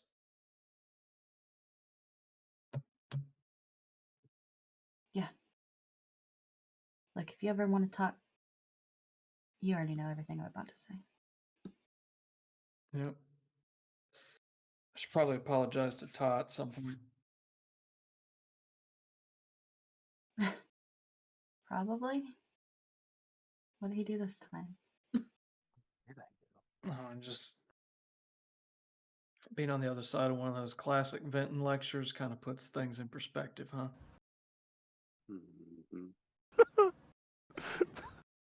He has a way with words that just makes his face so very punchable.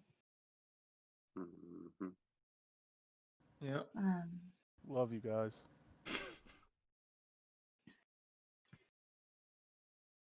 We're gonna take care of this. Yeah, we are. See you in the tent. Yep. Should go. So just put his stuff back together and get ready to go. So you all end up in the tent, and Vinton, you have paid for information, and you know that.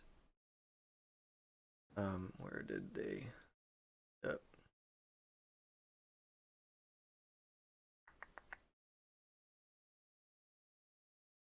Is it Hayes? Like a schoolhouse in like what? Yeah, Haywood, isn't Haywood. it? Yep. So you know that the Hitchens has found Splatoon, and they're over in Haywood now. They're kind of there's a university district, so they're on the kind of northern end of Haywood, kind of off nearish the university district.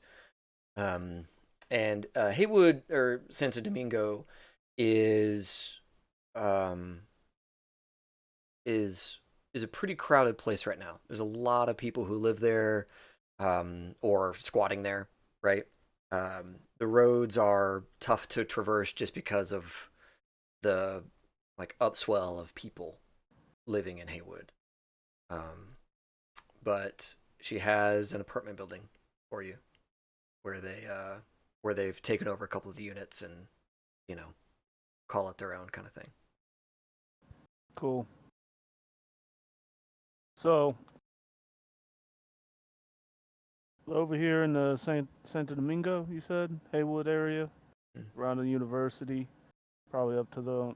Actually, David, can I roll like Night City, like street, like whatever I need to roll I know they're probably up to their own tricks, or any missing people reports, or an Yeah. uptick in missing cyber. Yeah, so I think that Hitchens would have told you that information as well. Yeah. I'll just move over Cool. over to the Night City map.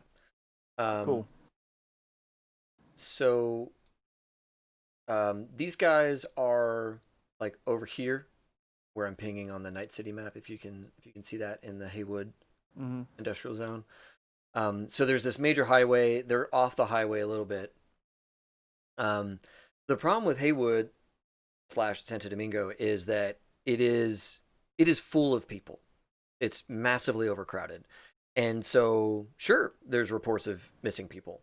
But there's no more reports of missing people than there were before y'all kicked them out of the Westbrook. And so like publicly, tough to know. But Hitchens has figured out that they are still trying to do their thing. They have to do it very differently, right? They don't drive around with this big, they don't drive around with this huge fire truck that spits acid and then water on people to melt them and steal all their cyber tech, right? Cybernetics. It's a snatch and grab job now. They're prowling the streets looking for cyberware, looking for people kitted up that are in vulnerable position, and like that's how they're taking people. So it's a lot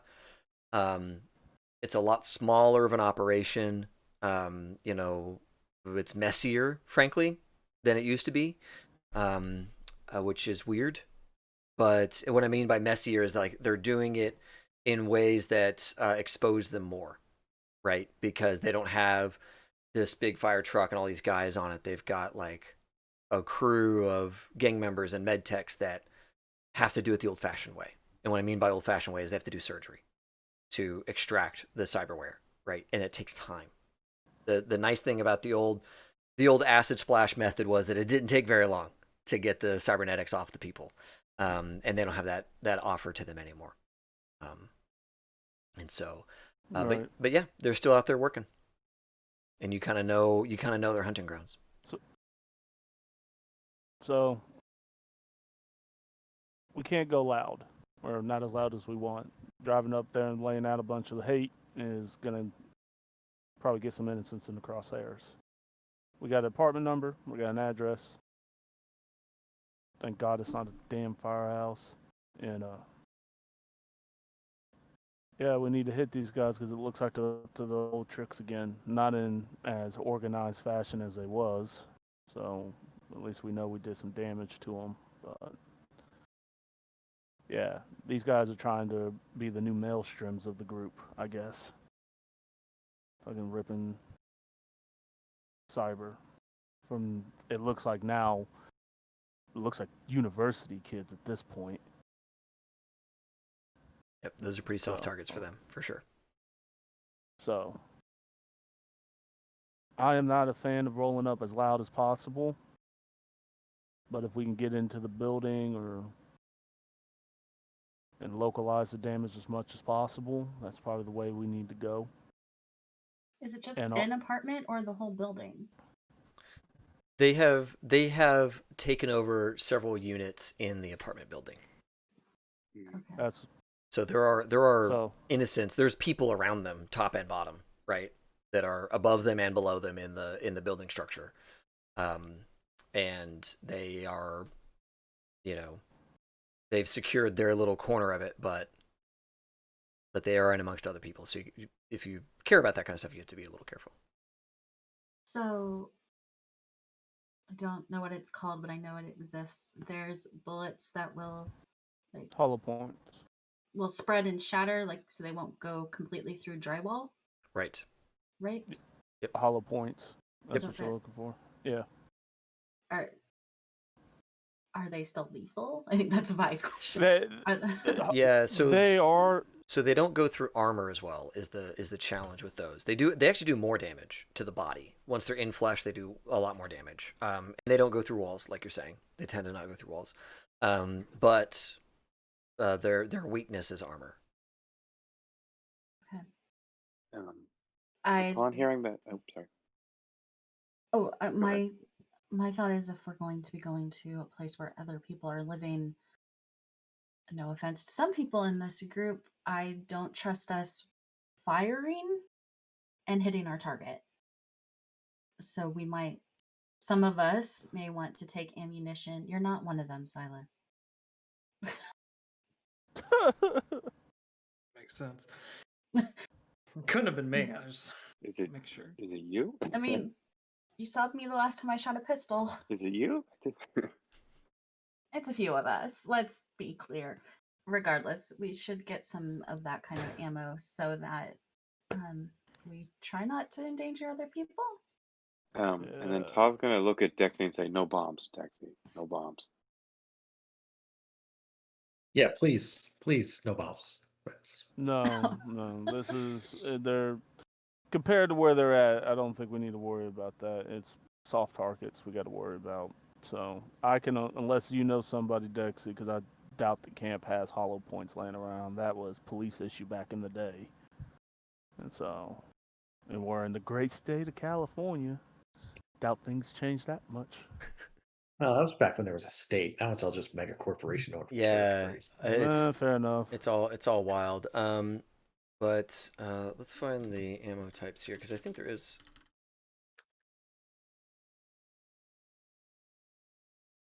I mean, I'm only gonna fire a gun if it gets real bad. Yep.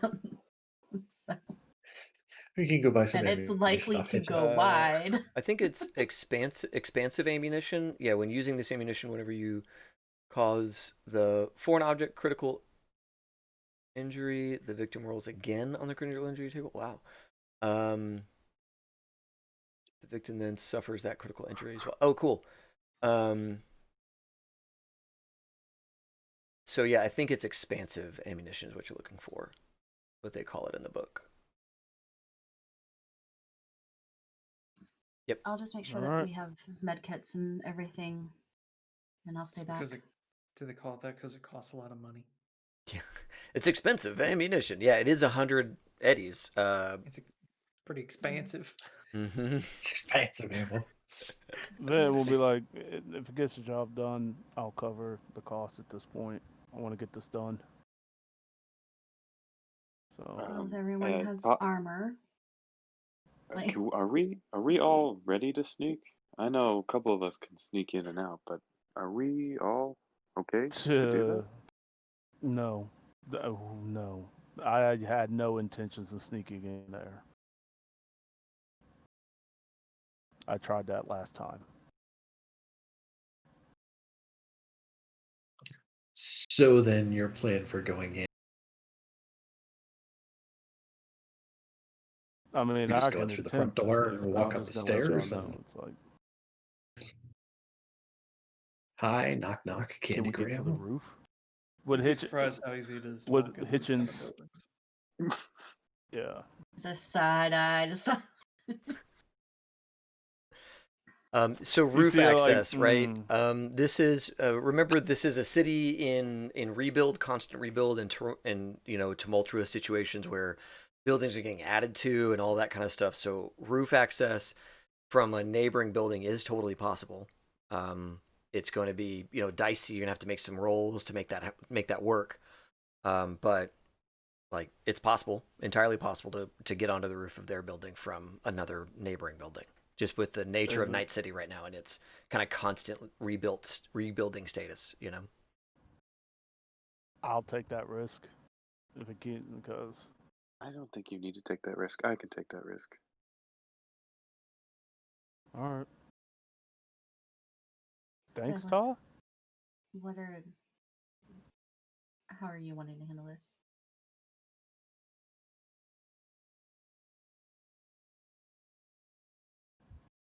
Getting in. The getting in part.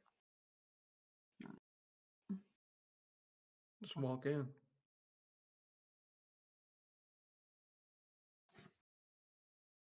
It's an apartment building. People come and go all the time. Would these apartment buildings have fire alarms out of? I mean, probably when it was built to some kind of fire code.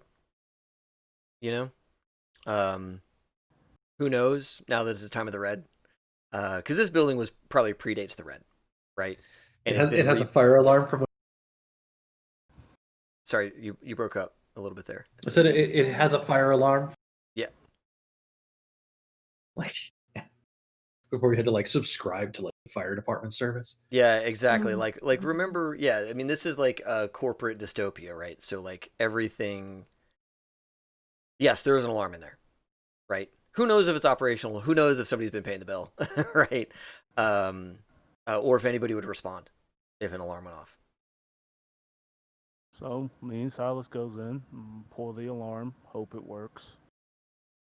Get as many soft targets out as possible as you guys sneak in, and we go to town. Unless y'all got any other better we ideas. guys sneak in? Well, I mean, me and Todd can get to their front door before they even know we're there if y'all want to pull that alarm. Yeah, that's what I was thinking. Yeah. It's the best chance to get the soft targets out and minimize damage and unnecessary loss of life. Let's talk about this in the car. Okay.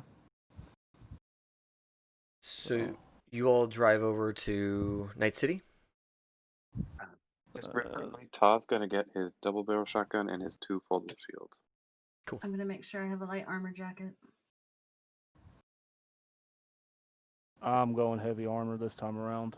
So Sweet. Yeah. Dressing I'm grabbing the light armor jacket out of the stuff at the camp. Yep. My usual. And I'm grabbing. I'm taking Ace of Spades, my pistol, and my hammer, because I have a feeling I'm gonna get up close and personal with some people. Okay. Med kits for days. That's what I'm taking. That's right. And your And cryo pump probably, right? Yes, my cryo pump. Mm-hmm. And unless anybody we got to go get the armor ammo. I was thinking to go on the one eye unless Mike wants to roll some. Know somebody who's better. Turkey. Go there. One eye turkey. While I would like to talk to One-Eyed Turkey, I would like to merc Splatoon tonight as well. So putting another scene on the docket, kind of. And every time we talk to One-Eyed Turkey, we always get more than we bargained for. Oh, One-Eyed Turkey. He's like, what? You want to buy some of that? Not that I don't love talking to One-Eyed Turkey. Just come on. You want some camping equipment? I can tell you got Wastelander all over you. Go get yourself a stove.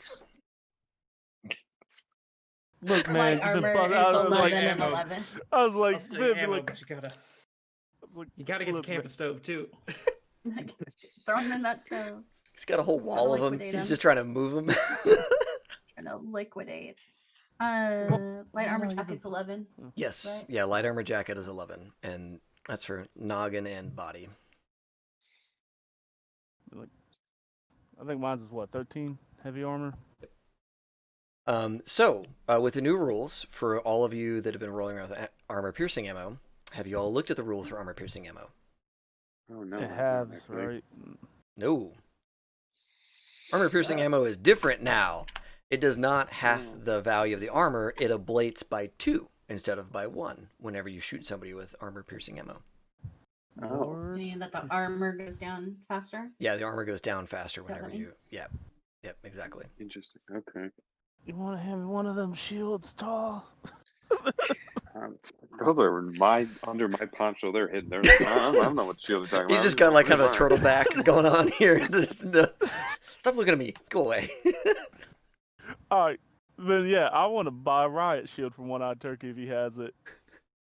Yeah, it's pretty easy to buy a shield, like one big, shield that's 10 hit points. Cool. And it's heavy. It takes up one whole arm. You can't do a two-handed gun with it, but one-handed.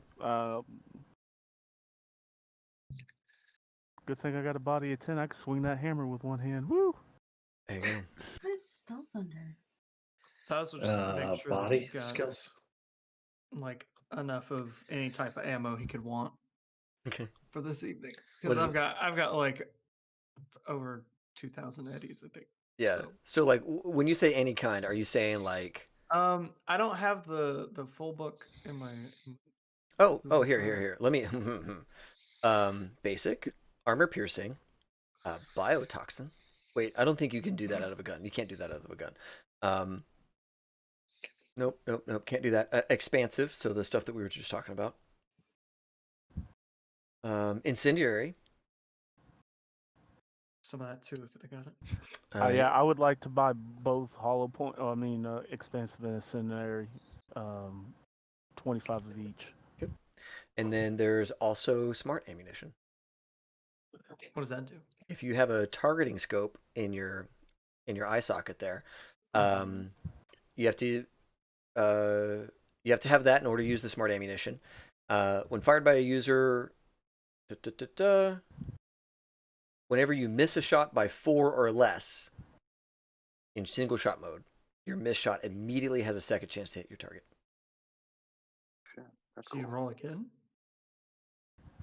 The second chance to hit is made by rolling again to hit the exact same shot difficulty value by which you missed, except that you add 10 to the d10 instead of anything you would have typically added to the check. So it's 10 plus a d10 and that's it, instead of all your skills and stuff like that. Okay, gotcha.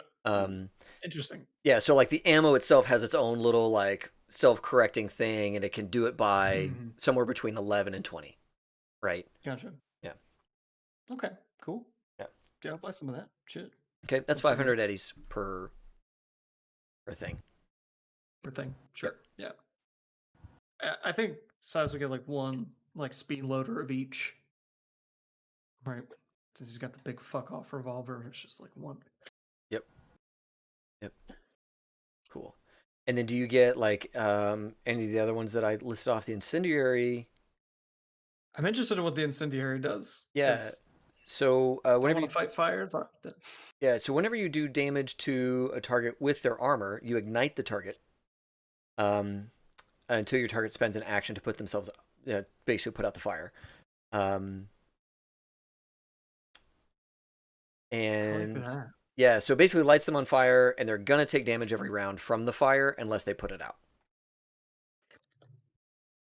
It's not a lot of damage, but it does damage. Yeah. Yep. I'll take some of those too. Then yeah, if they want to dress like firefighters, well, they get what they get, right? That's right.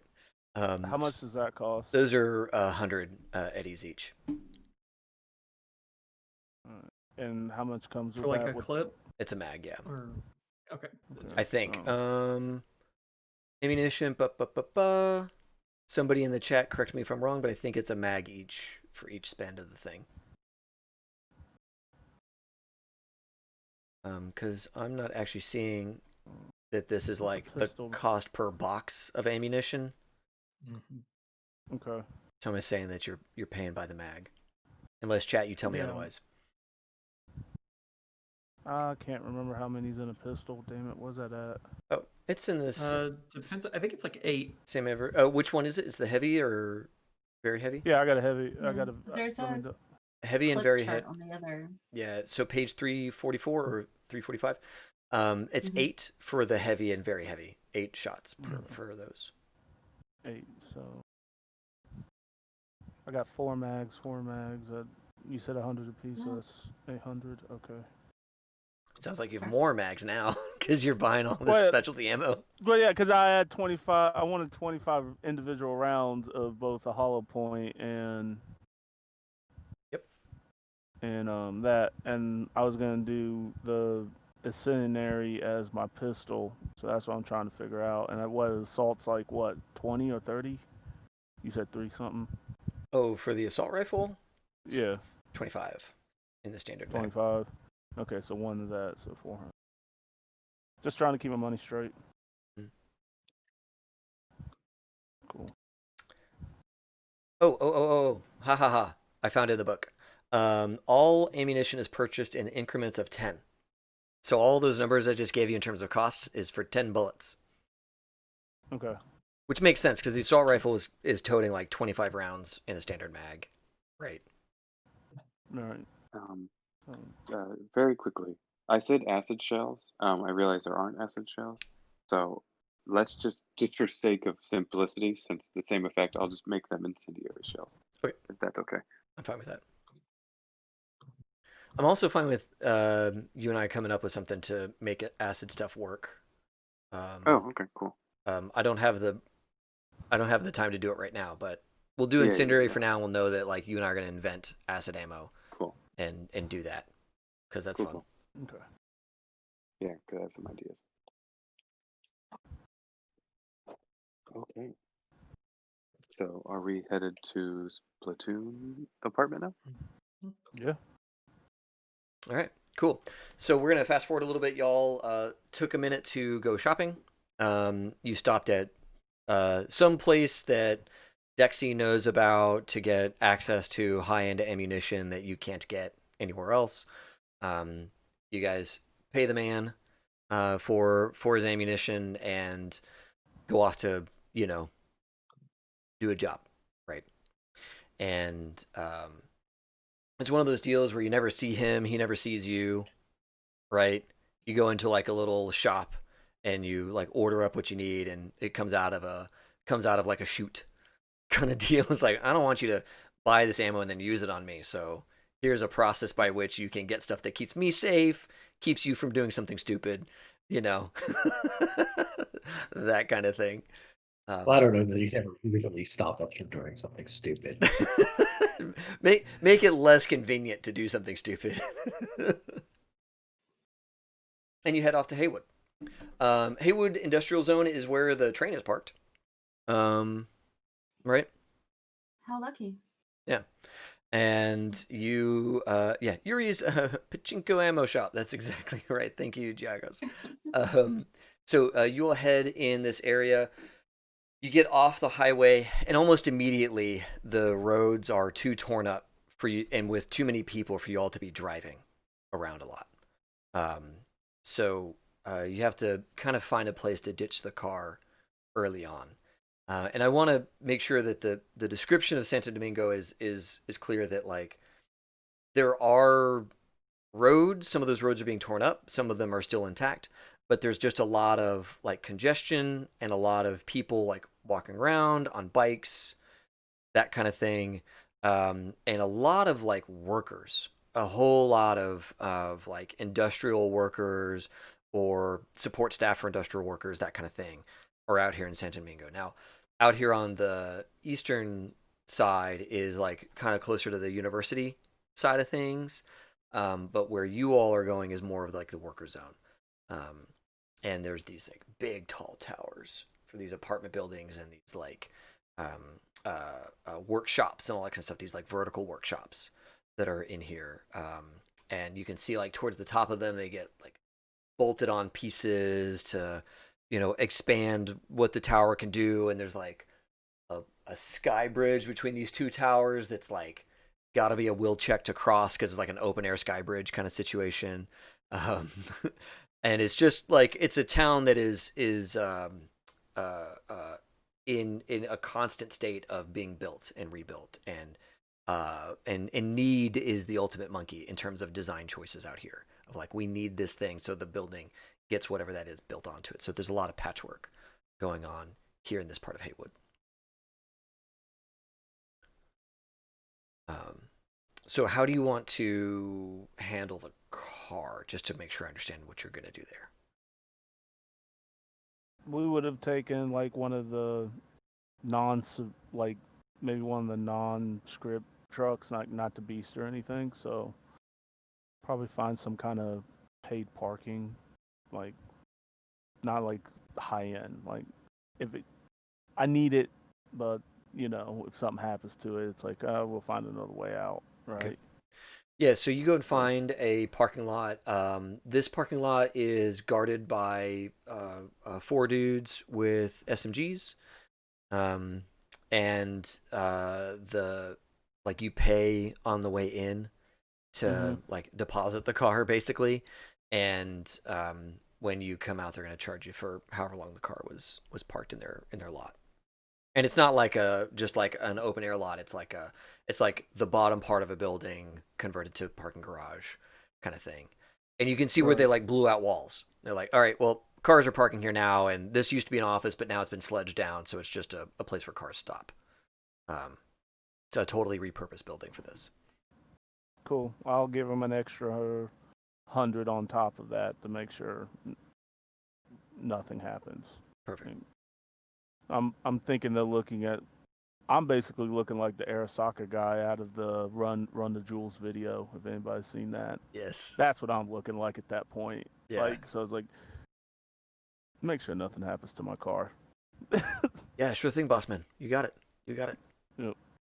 And then slip them an extra 100 eddies on top of whatever we pay. Yeah, you put that down on the the little like pay booth or whatever. It goes, yeah, man, you know where you're going. We do. Okay. It'll be here when you get back. Thank you, sir. All right. As everyone walks past that, like Vi actually stops. Do you know about people going missing for like their body parts? Oh. Have you heard any stories about she puts out like 20 eddies. Sure. Do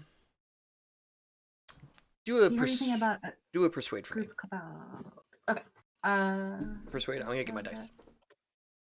Shit, we haven't even had Dave get his dice. Oh.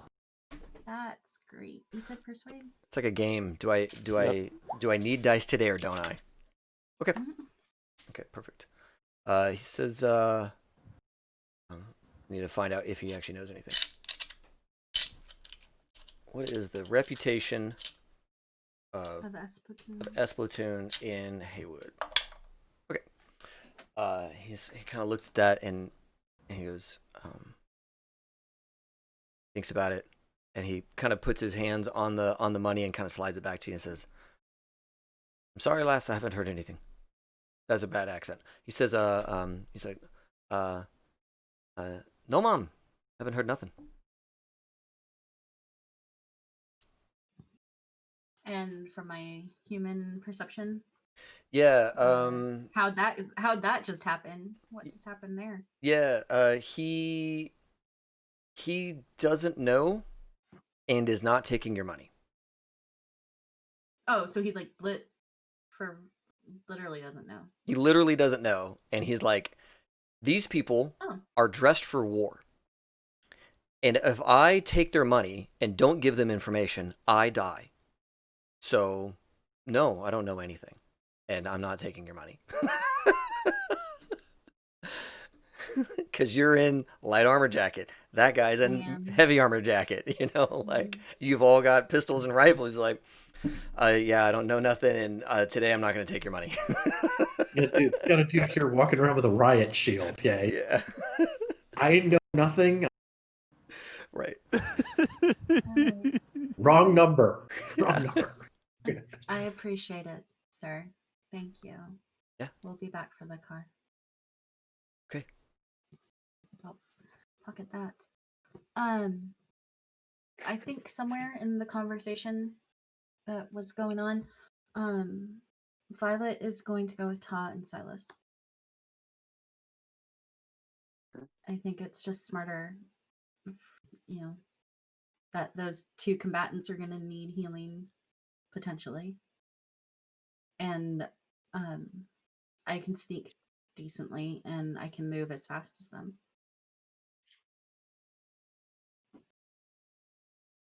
So, all right. Dexy and Vinton, and then me, Ta, and Silas. I forgot to say, but Todd sends a text in weird encryption before they left. Perfect. Just letting her know how you're doing, huh? Mm-hmm. Cool. Good. So, yeah, you all get to the apartment building. This is one of those places that had a legit parking garage for residents and all of that kind of stuff. So the first probably 10 floors are parking. And then up above that is like probably like shops and then residential. So is okay. Cool. So tell me how y'all are splitting up and who's going where on this building. It sounded like I'm going with Vent, and then everybody else is going on top side. Yeah. That's what it sounded like. Okay. So yeah, this is a kind of a wide footprint. It's one of those like half city block wide buildings. Probably a full city block deep kind of deals. And it towers up. And you've got people again milling around on the street here. You've got fixers, you've got low-level drug pushers, you've got workers, you've got insurance salesmen trying to like get people to buy extra insurance and all that kind of stuff. You've got a meat wagon representative trying to get people on a meat wagon contract. All that kind of stuff is happening out here. Just the street is alive with people doing work, and I'm assuming y'all are here like kind of mid to late afternoon at this point. It looks like my camera just froze. It did. I'm gonna flip a switch real quick. Okay. Is that cool? Okay. Yeah, of course. Okay, cool. Yeah, good stuff. Worked quickly that time. Okay. Yeah. Okay, so let's handle the parking garage first. Well, it's Vincent and Dexy in the parking garage. Yep. Okay.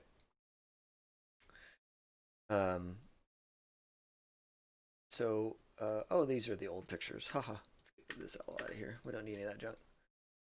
Let's grab Vincent. Let's grab Dexy. So you're both in this. The scene of one of the greatest. Yeah. You guys are in this parking garage, and I want to have you both enter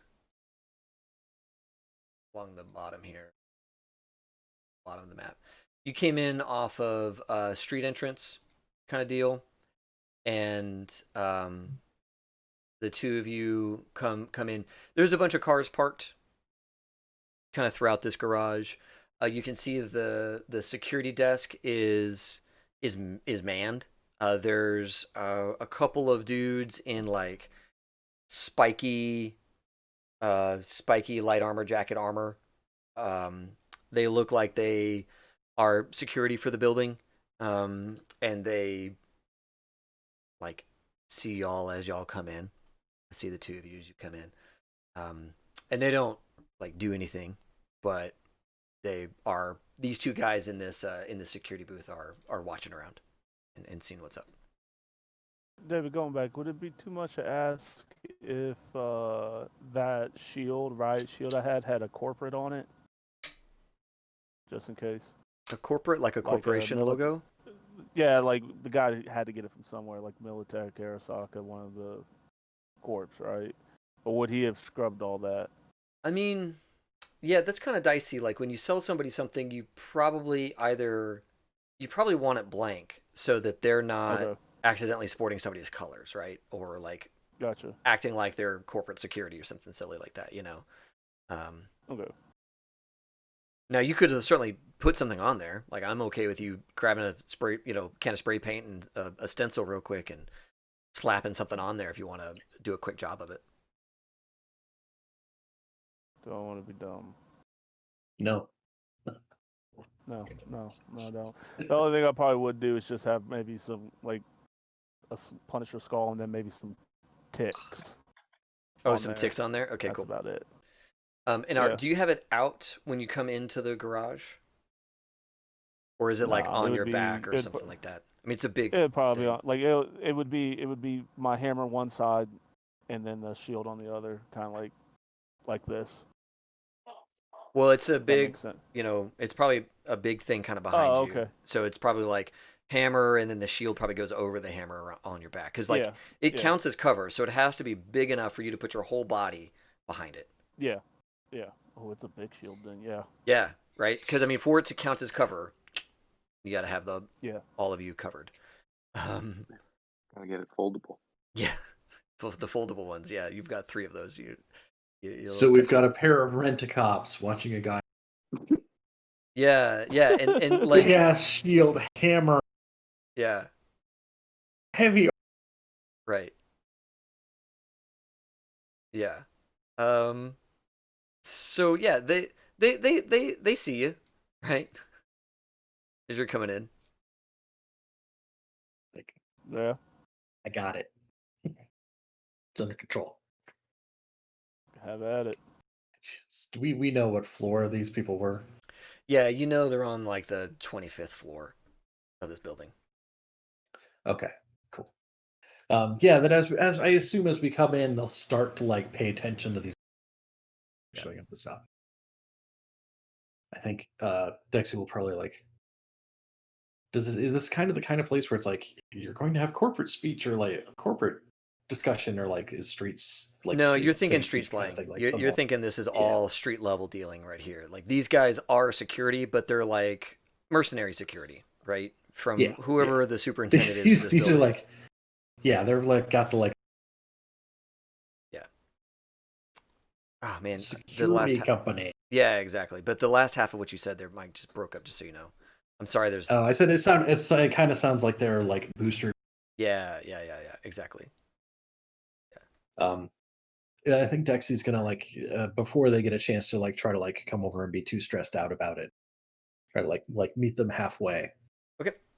Yeah, so I'm gonna kind of put and you over here, and one of them is gonna come out of security, and like he'll probably be he'll be smart about it. I mean, he's gonna be kind of near cover in case y'all are weird, right? Mhm. But he'll step out of the booth and he's probably in his 20s. You can see that he's got a couple of augmentations on him, probably like a cyber eye or something like that. And he kind of looks you over as like, um, uh, what's all this about? You don't look like tenants. Yeah, no, we're we got a call from upstairs. Somebody wanted some extra like security. They're trying to head somewhere. We're trying to go up and meet them so that we can escort them where they're headed to. So like random name off floor number matches. Right. I have like a name that matches them.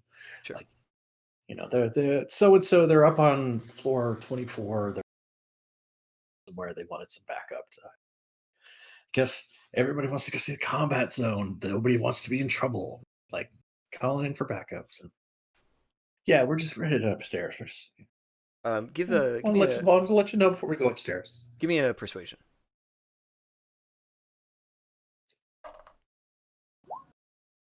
Okay. 18. He's like,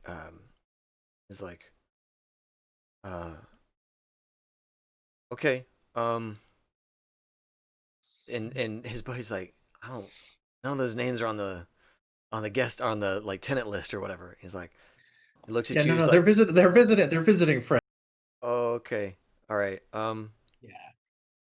Well, all right. Well, if that's all on the up and up, then you won't mind if we put this in the logbook. Yeah, go ahead. I mean, look, I'm sure it saves both of us time if you don't, but I'm not going to stop you if you feel like you have to. Well, so this, yeah, you pick up that this is a bribe situation. Like they're willing Oh, to yeah. not put Okay. anything in the logbook if you'll bribe them. Okay. I will. I have the bribery skill. I can Yes, please determine the do. appropriate amount of money and try to debate. Please do. How much does Foodle-Doo and Foodle-Dee take?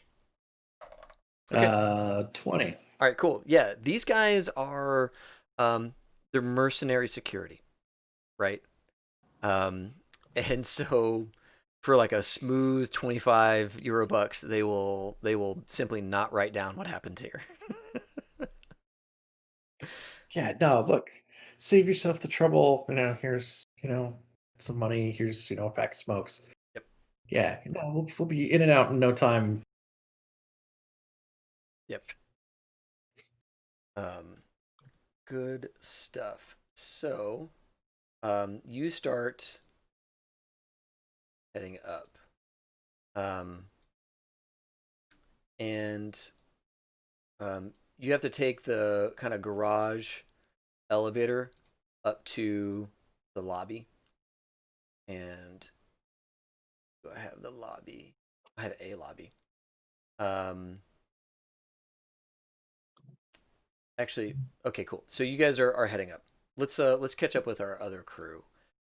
The three of you, Silas, Vincent, and Dr. Violet. Where are you all?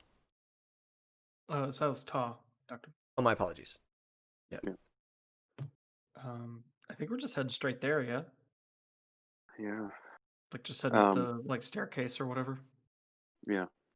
Mhm. I would before after we break up with the rest of the group, I'll give one of my 2 shields to Divine and say use this if you need it. How? But okay. Yep. And so he's gonna like whip it out and kind of like unsheath it really quickly, unsheath it or the sheath it, and they go, "That's how you do it." And just kind of put it back up in his You back hold it holster Okay. thing. in between Look, you and the person shooting. you know, your sarcasm is welcomed. No,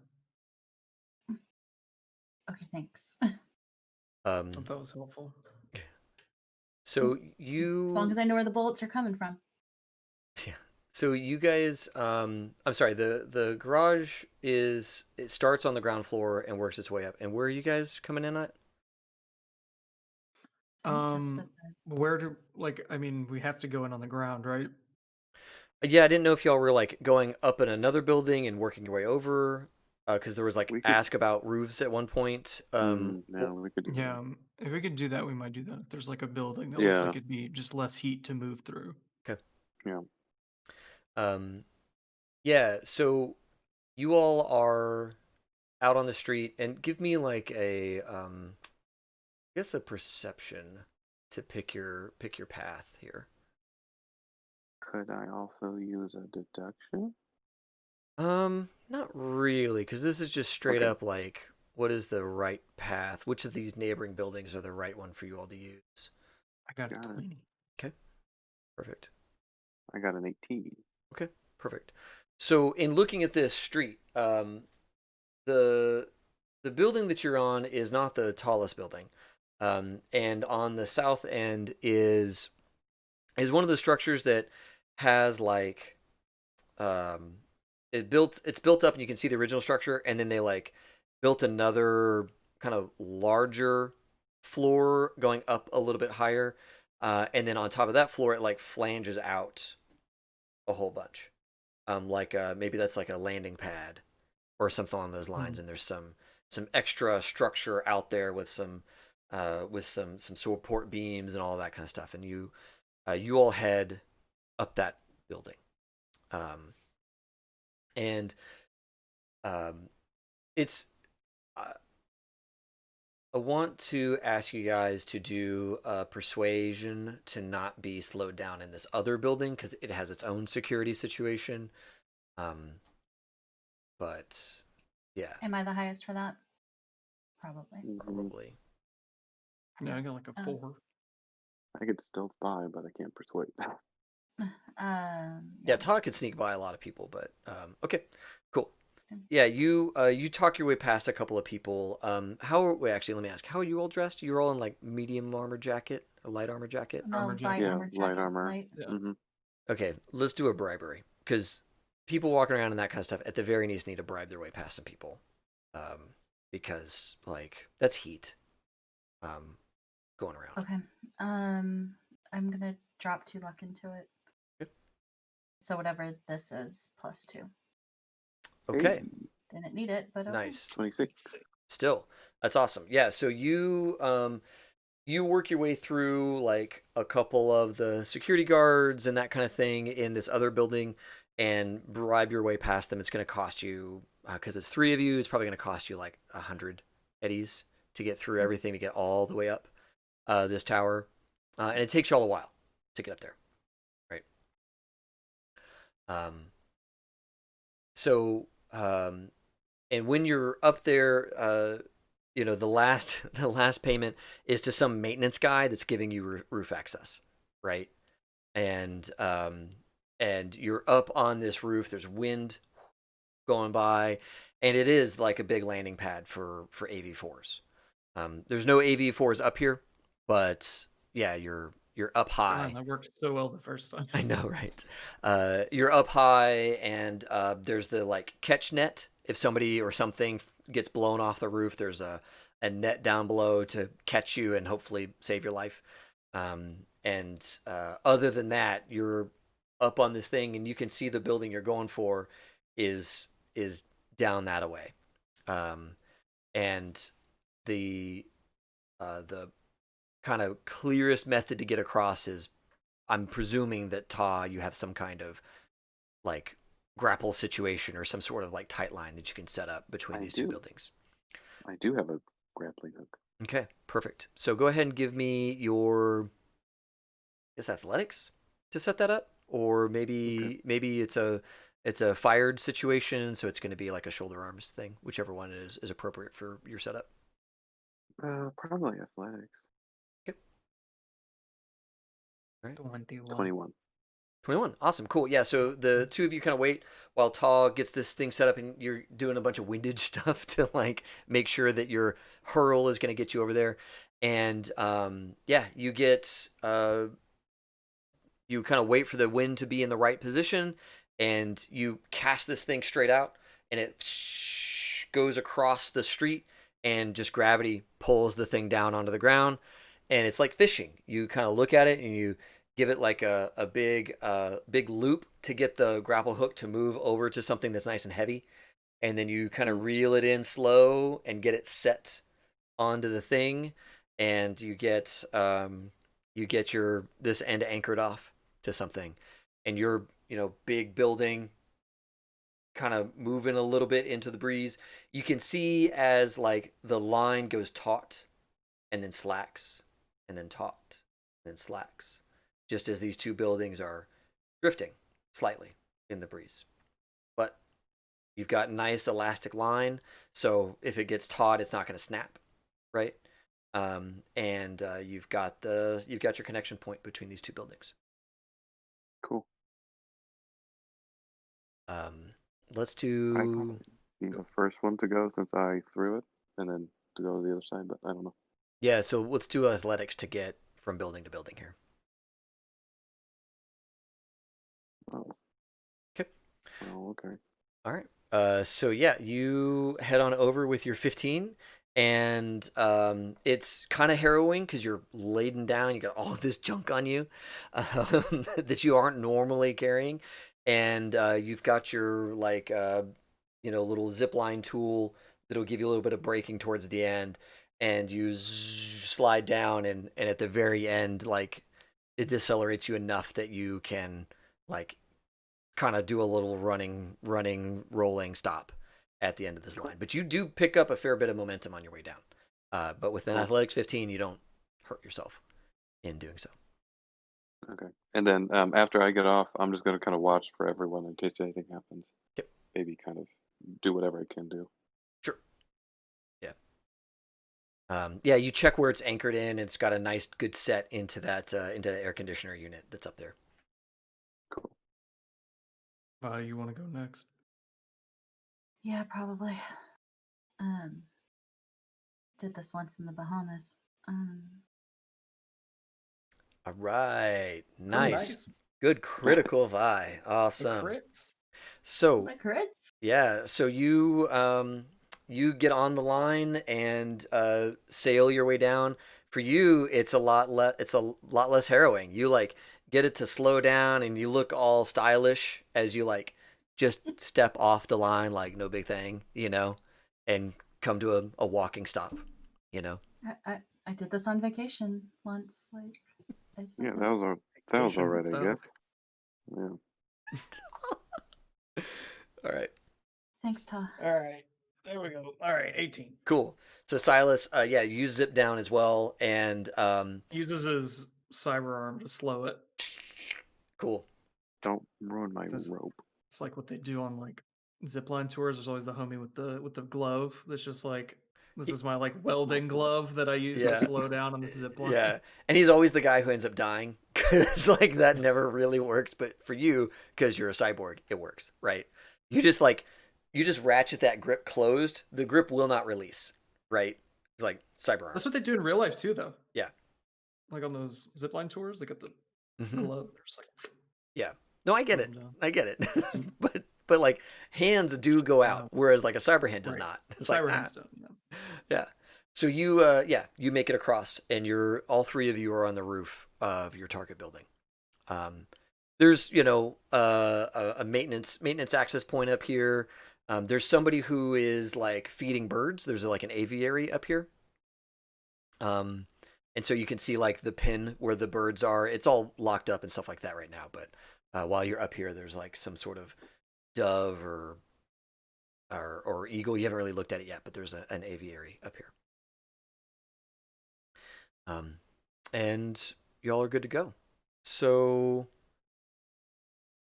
Vinton, Dexy, you take the garage elevators up to the lobby. Stuff comes out. There's definitely a scene of us just standing in the elevator with. Yeah.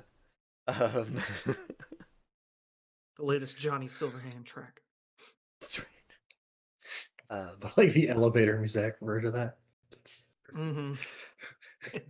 like ting ting ting ting ting ting, chip it in, ting ting. Exactly. So this is my little office map. You're in an actual lobby. So let's imagine that it's a little bit more open plan. Like there is a security desk here at reception, but all of the rest of this is open flooring.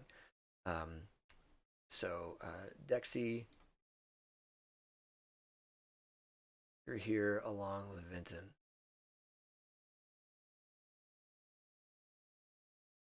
And you guys get onto this main area. There's this like donut shaped reception's desk in the center of this floor as you step off the elevators. And this is like in the garage area. So these elevators in the center go to the garage, and up here we'll call this another elevator stack going up into the tower, right? And so you've got reception sitting right here in the middle. You've got a pair of people kind of hanging out. And while you're there, you're kind of looking around. There's some people here on the main floor. And you see this woman kind of sitting over by the sitting on a couch. She's got her arm out like this as she's sitting on the couch, just kind of watching the lobby. And I'm gonna say that Vinton, your like tactics kind of spring into action a little bit, as almost as soon as you step off the elevator, you see her put a finger to her ear.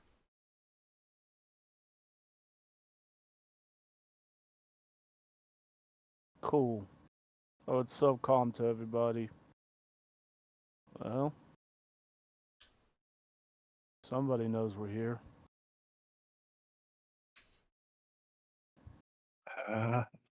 Mike recognizes the picture. Dexy does not. Yep. Well, he knows you're there. No, true that. Well, can we just walk past her? Yeah. You go to head to the elevators, right? And go ahead. I'm almost tempted to try to do the same story to like the people at the desk. Yeah, the people at the desk don't stop you. They seem to like notice like people show up with like, "Hi, yeah. How are you today?" Yeah, Right? you guys dress for war, and they pointedly don't look at you.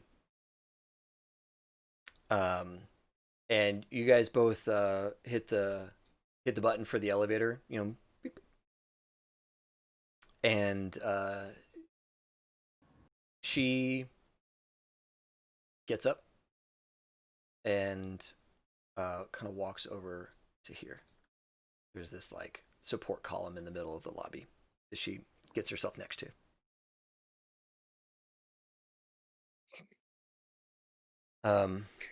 Go ahead and give me a perception. How many pictures of us do they have? Yeah. Yeah, go ahead and give me a perception or human perception? Perception. Both of you perception. 13. Okay. Oh, nice. Okay. 13's all right. Cool. Lucky 13. Yeah, so you're kind of watching the scene, and you both notice as she kind of slips back behind this this column over here. Whoops. As she slips behind this column over here. The other thing that you pick up with the 13 that's successful, these two receptionists drop down behind the desk. We got a problem. Is there a role anywhere that I can convince her not to do what she's about to do? Can I roll intimidation? That's persuasion. You can do a persuasion. Is that okay. It's more of a like, I'm like, you don't want to die here type kind of thing. Cool. So, yeah, so you give me a persuade to try and get her to not do what she's about to do. 16. Okay. So you, how do you deliver that message? How do you deliver that that threat? It's a combination of my tats and my eyes lighting up with me slowly revealing my pistol and slowly starting to reach back for my shield. Sure. Like very slowly and be like, and just shaking my head like, you don't want to die here today. Yeah, so Tam says back, she says, look, Vinton, you picked the wrong day, man. That elevator's not coming for you. Now y'all can just walk on out of here.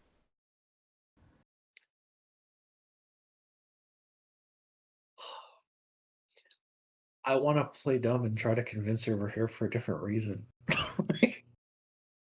She's not gonna Do buy your it. best, Dick. Yeah. Like, Is that how is it? So what? Out of players, they have shut down the elevator. I'm guessing. Yeah, I Like mean that. the little light's still on, right? That But we little don't hear anything? that little glowing ball of hope that light promises you. Do I hear it running? Oh, no, you don't 'Cause hear it running. Cool. All right.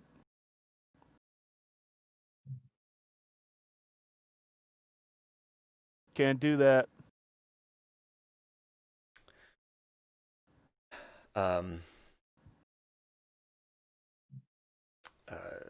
Okay. So she says, "Look, whatever you think you're going to achieve today, just the two of you, it's not going to work out. You might be able to get me. You look like you're dressed for it, but that's going to be about it." Oh, is that? You know, the last time somebody said that, I wiped out an entire floor of people. So, and with that, I open fire. On her? Yeah. Okay, cool. So she's behind this big column using it as cover. But go ahead and give me your shot. Okay. Time to duck, Dexy. Oh, I'm pulling out my shield as well. Like, Okay. that's so. fine. Dexy spent his first round flinching. Yeah. Handgun. It's gonna be with. I'm firing my handgun with fire bullets. Okay, with the incendiary. Perfect. Yeah. Okay. Where So are you? So roll my attack. yep. Is Last Chance the name of the gun? Yeah. Okay. Sorry. Yeah. All my guns in there. That's my pistol. Last chance. Okay, thank you. So yeah, I mean you're definitely within range for a Okay. 16 to hit. So yeah, you hit. Roll up the damage. 3d6.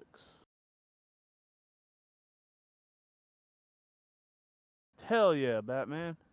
Is that a? That's a crit. Oh, is a hey, look at critical. that! Awesome, cool.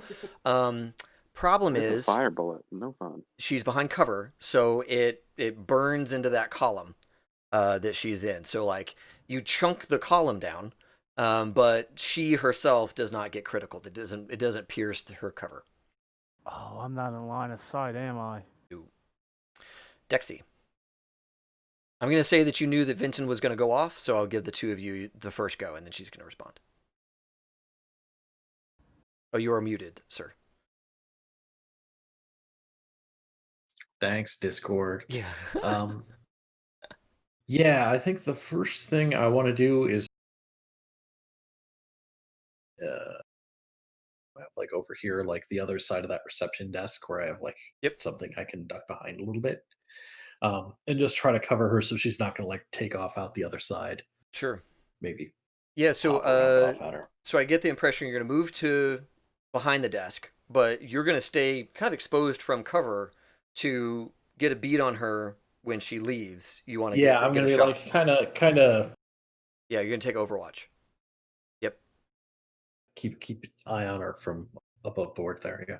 Okay. Perfect. So yeah, I'm going to place you over there. You are just so you know, you're not officially behind cover because you have to be watching for Overwatch to actually happen. Yeah. Right. Because in the Cyberpunk Red, you're either fully behind cover and like, like you're not This one. really looking at anybody, or you're out with your gun ready to shoot at somebody. Cool. And she. Can I also yell that, like, it's better to It's better than. I'm sorry, you cut out, man. it's better to stop this now. Yeah. Yeah. Give me a persuade. Because she doesn't want to die. Yeah, I don't want to have to be here when she dies. Yeah. Yeah. Persuasion 17. Okay. She from behind the column there says, "Get lost, assholes!" As Vincent, a grenade comes sailing towards you.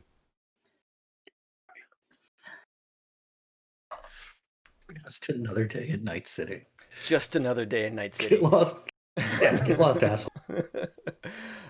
Okay, so grenade lands at Vinton's feet. Oh, I guess Vinton. Nope, he said Grenaded him, he you needed grenaded out him of right here. out of the Discord call. He's gone. All the Guess dice it- guess rolls it was not even effective. in the air. Yeah, I don't even think David realizes he's gone. Oh, I see it. He's still taking okay. damage. I'll open up his character sheet and give him damage if I have to. You know that he is screaming so loud at something He's right now. so mad right now. He is so mad right now. Where is it? Where is it? There it is.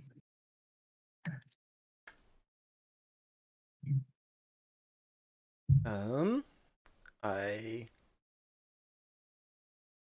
want Vinton back before I grenade him. That's fine. back. I like- That's fair, I- right? Yeah. I like Jagos' tip. Add up all those ones, so it's 1, 2, 3, 4, 5 damage. That's it. Just Yeah, 5 damage. yeah, sure. No I big like deal. Right? No big I'm deal. worried because normally when he drops out, he tells us in chat. Oh yeah. Normally and he he's. hasn't yet. Oh no. Oh, I might have to save this for next week. Oh my god. I'm already like all. Yeah, the cams are glitching. When we lose a player like this, our cameras move. Yeah. So we're hoping that Hoping that it comes Vinton back. comes back and fixes it. Sorry, Drids. But thank you for coming out. Yeah. Yeah. Full disclosure. Legend Keeper, everybody. Yeah. Full disclosure. Casey is a real life nomad. He's like a real life trucker, and plays from the road. And so every so often, like whatever truck stop he's at has like random network glitches. So hopefully he gets back because I just did a lot of damage to him, and I really want him to know. I just shot him a text. Okay, good. So. Yeah, I did too. Yeah, yeah. This is normally he's back by now, so Yeah, normally we hear something by now. the dude's okay. Cut to as Oh, the oh. slow explosion moves out. No, that's not fun. Does The malfunction. this Give them a time. second. Okay, okay, all good. All good. So as that grenade goes off, did we hear the initial round of shooting? No, y'all are way far away. Y'all are like several floors up. Cool. You probably, as you're like in the building, why don't the three of you do a perception for me? Because you're probably already in the building at this point, heading down to the 25th floor. The fail doesn't count though. Nice, yeah, because you got your solo cheater sauce going. So, Cheater sauce. so you Cheater gotta- sauce. The amount of critical failures that you have dodged because you have the solo never fail stat. That's what it's there for. It's so That's what good. there It's so good. R.Talsorian is fighting roll 20 for us. Yeah. Yeah. So That is true. Actually, That is a recognition that sometimes letting dice decide things isn't fun. That's right. That's right. That's right. And so you take that away. Right. So 17, 18, 14. I'm going to say that Violet is probably the only one that notices a very, very brief, like maybe she had a hand on a wall as you were like heading down some stairs or something like that. You felt a very brief tremor through your hands. And that's probably all the evidence you've got that there's something going down. Like it would not have been sound because that's too far away. But she did grenade next to some support structures, next to an elevator shaft. Like that would have reverberated up the superstructure and you would have felt that. I just say I think we're having an earthquake.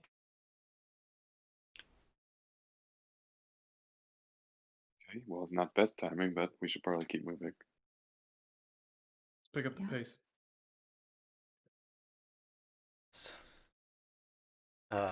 So you all head down, and gosh, I really want to know, like, I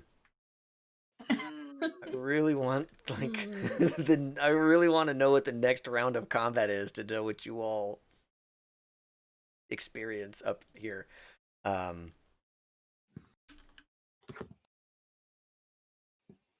gosh. I wonder what. How close was it? Do we know that? Like, if we were the spectators in a show, how close would it, like, would it have done that stereotypical thing? It like just bounces right next to him. Yeah, I mean it was an accurate hit. She put the grenade at his feet. Okay. She wants him dead, or jacked up so she can get away, right? Okay, I tell you what, I'm gonna take a quick bio, folks. We're gonna take a quick break and hope that Vinton comes back, because the timing of all this stuff really matters, and I don't want us to be messed up because of like technical stuff. I really hate to take a second break, but we really should do that. Yeah. So That's smart. we're gonna go back to the taking a break screen. We'll be back in like 5 minutes, 10 minutes with a call, one way or the other. So please be patient while we do this, and we will figure out what our next step is in 5 to 10 minutes. Okay? Oh, there he is. Yeah, we're still gonna take 5 minutes. We're gonna take our 5. Folks, we'll be right back in 5 minutes.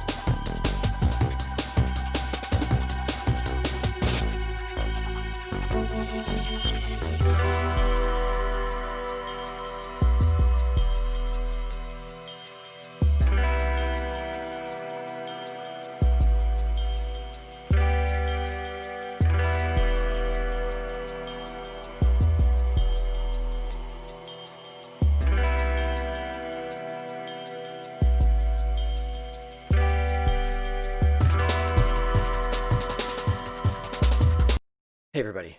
All right, we're back. Let's do this. We got Vincent So back. We got everybody back. What's up, man? So what I'm understanding from the group is that you chucked a grenade at me. Not at you. No, I didn't. David did not throw a grenade at Casey. Tam threw a grenade at Vinton.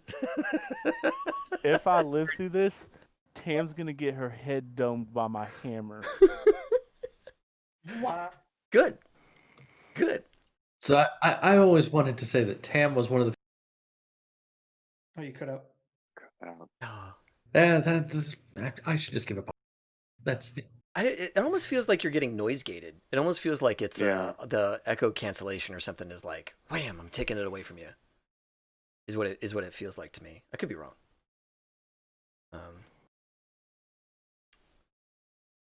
Okay. So this is important. So grenade lands here-ish, right? On Vinton. Oh, here-ish. Right on me. Here-ish. So Vinton, you are gonna take. Well, I remember in the book somewhere that if you have a reflex of like 8 or higher, you have a chance to evade bullets. Does that also include grenades? You have you have a chance to evade explosions. And so go ahead and roll if you want to. What does my reflex at 10 give me? Am I Neo? No, you still have to roll your dex and all that kind of stuff. Evasion 13. Okay. The grenade would have hit a DC of 13. That was the like the athletics check anyways. So yeah. Still taking the grenade hit, I'm guessing then. Yeah, you're still taking the grenade hit. Cool. Yeah. Okay. Yeah. Placing themselves outside the blast if they succeed. All right. Well, it is a cool. So this grenade goes off, and it hits Vincent, and it hits Dexy. Oh. Because it's 2, 3, 4, 5, 6. Yeah, it's out to there. And it hits like the reception's desk. It hits the elevator doors. It hits like the columns over here. I mean, it just shreds this lobby. So the two of this you. person has no respect for. Yeah, no, she has no respect for private property. That's right. Yeah. So the two of you take 24 points of damage. 10 of that gets taken out by the shield. Yeah, the shield evaporates. Okay. And then this reception's desk just gets obliterated. And you can actually see Dexy where there's like in the floor a little trap door. Like now that the receptionist guest is get blown out in front of you, you can see a trap door like leading down. And there are no receptionists here. Okay. Does regular armor take off this? Yes, regular armor soaks the damage. Okay. And I'm sorry, it was 20. 24. I'll take 1 point of damage. Jeez. After all that, you take 1. And she is gonna see a very, very pissed off man. Well, she still gets her Smoke. move at the end of this. She better fucking run. She's gonna run. She better fucking run. She's gonna run. You just throw a grenade at someone like, I got him, and then you just see the shield evaporate and like a little cut. Oh shit. Right, yeah. Like a little nosebleed. It's like, wait. The smoke clears. Vinton is still standing. Yeah. Oh, yeah, and this room is full of smoke, by the way. This room is now full of smoke. The grenade itself wasn't smoky, but all the stuff that just got, like, powdered, this room is tough to see through now and all that kind of stuff. So. Okay. Dexy, you okay? Yeah, I'm good. Okay. above. That's what I want to hear. Yeah. And Dexy, you were holding your action, and she definitely goes to Rabbit. She runs towards another exit in this building, and when she's in this space right here, you have a clear shot at her to take with your stuff. Cool. I do have the like low light. Okay, perfect. So yeah, you can see through this smoke. I would say that like instead of a -4, you're probably at a -1. With all the stuff that just happened to you and everything like that, just because of the situation you're in. But yeah, you're able to cut through all of that smoke and junk with your enhanced vision. Okay. Then yeah, I'm squeezing off around at her then. Sweet.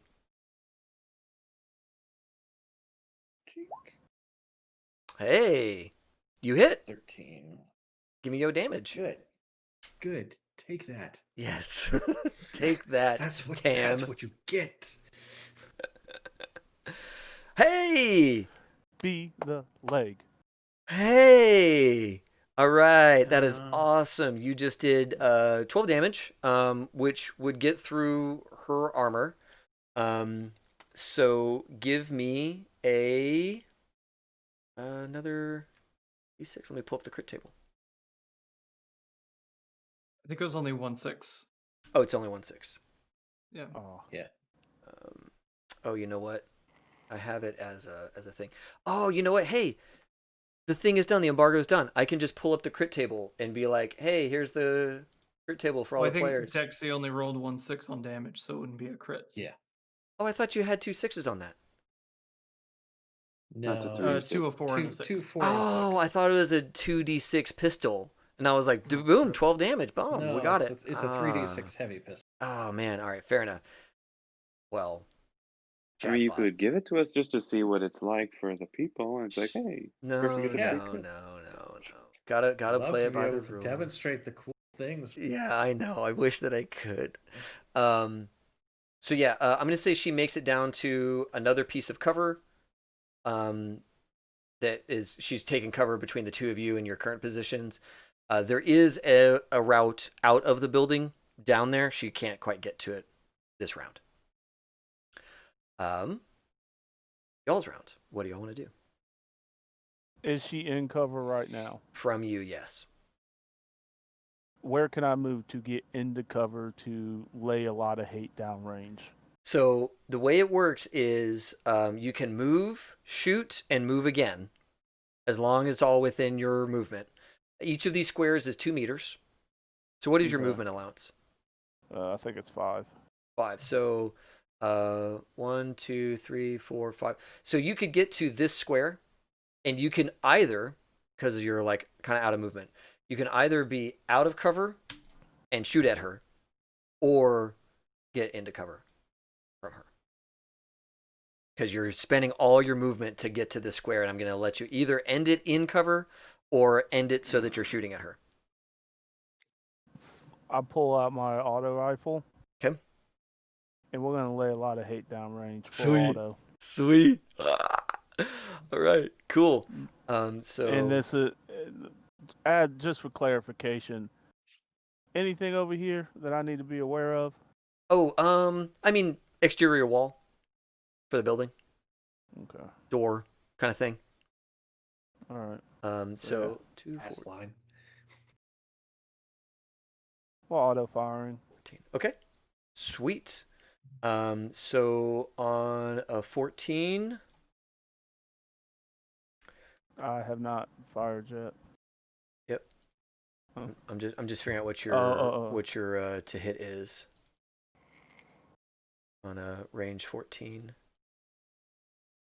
Here we go. Okay, just so you know, at 14 yards, you're looking at a 15 to hit on Okay. auto fire.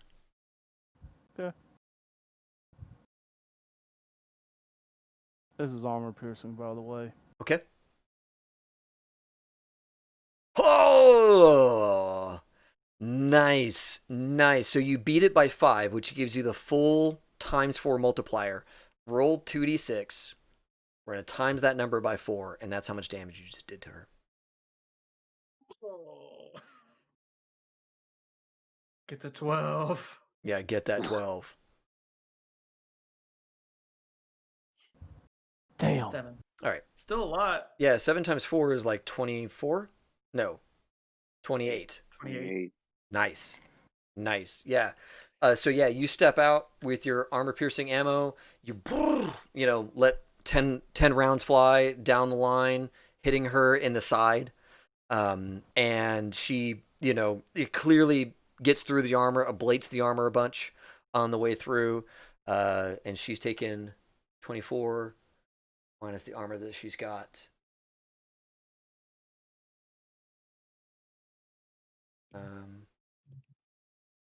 What is that number? That's the number. Okay. So yeah, good stuff. You've hurt her clearly, and you see in her side where like the armor paneling is like blistering and is like morphing in like rankus ways because your armor piercing ammo is doing more damage to the armor than it would normally. Dexy. All right. Let's see. So more or less, move equates to 1 square on the map. Yeah, each square is 2 yards or meters, and each movement gives you 2 yards or meters of movement. Yep. Okay. Is this other stuff like I'm gonna say that all of this over area here, and like all the other? Yeah, all of this is pretty open. I want to keep the support columns in place and say that like she's currently behind a column that was giving her cover from the 2 of you, but is not giving her cover from Vinton anymore. Okay. So I'm sorry that this drawing is as cluttered as it is because I don't intend for it to be. Yeah, no, I just wanted to double check if I I need to run all the way around the office. Yep. Oh, thank you, mods. Okay. So I think helps if I'm not using the measuring tool, right? If I move 1, 2, 3, 4, 5, 6, is that a spot that's okay as cover from her? Yes, that does give you full cover from her. And I'm gonna say that you just kind of spot where like I could like pop a so backing off against that pillar, or is that? So you kind of have to make the call. You're either going to be leaned out from cover on Overwatch, or you're going to be behind cover, trying not to get hit. I'm going to be leaned out from cover, taking shots at her. Okay, perfect. Yeah, so you're waiting for her to move again from behind her cover. Kind of thing. Is she? Do I know? Oh, there's like another pillar in between me and where she's at. Though that wasn't what I wanted. Well, so like where you're at right now, she would have had cover from you anyways because she got herself behind that pillar and was like, all right, I'm just going to put this between me and them, right? Mm-hmm. And she's hiding there. But if she leaves this spot, you're going to be able to see her even though there's this other pillar in the way. Like if she runs towards Vinton, you're going to see her. If she runs away or runs across the room, you're going to be able to see her on her path. Cool. Okay. So yeah, Dexy's out. Ready to roll. Then yeah, I'm leaned out to keep an eye on where she's at. Okay. Question as y'all are wrapping up your round, I just want to know, do either of you comms to the team up above? Yes. Okay. We have a problem in the lobby. Okay. Perfect. Good stuff. So on Tam's round, she is going to draw her SMG and make a run for it. So Dexy, why don't you give me another shot at Tam as she is headed towards an exterior door, and will be outside if she doesn't die this turn. You catch her like mid run across the lobby. So I will throw the rest of. What's up, Silas? So isn't this the 10th floor? Oh yeah. So good point. She's running towards like some set of stairs or something like that. That's going to get her out of this situation, right? Not to an elevator, but something else that'll get her out of here. Okay. Yeah, I'm still gonna throw what's left of my luck into there. Yep. And there was still like the -1 from smoke. No, I kind of wanted the -1 to be more from like the system shock of having taken a grenade and all that other stuff. You have since like you're all good now. And so go ahead and Okay. do your thing. Cool. Okay, roll damage on a 20. Because you clearly hit her. You clearly smack her. All right, cool. 11. Awesome. Awesome. No, that's good. So she has taken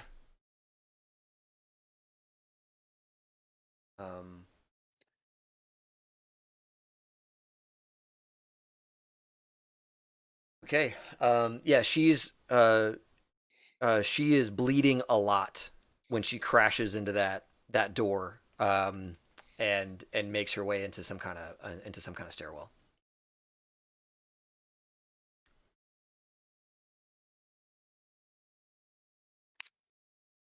Is that the only stairwell to get back upstairs? This is probably honestly a stairwell back down to the parking garage. Because it's in the same like column as those elevators that brought you up to this floor. It's probably stairwells going down to the parking garage.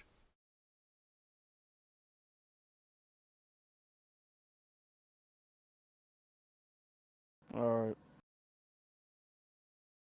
Then we'll reload and walk over to Dexy and like give it a few minutes, and then why don't you call for backup?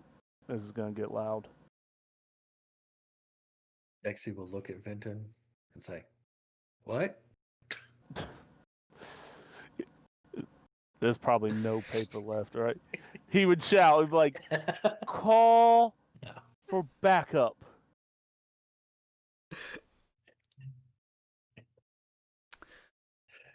And then I would radio. One rabbit, she'll probably bleed out on the way down. Heading up, be ready for shooting.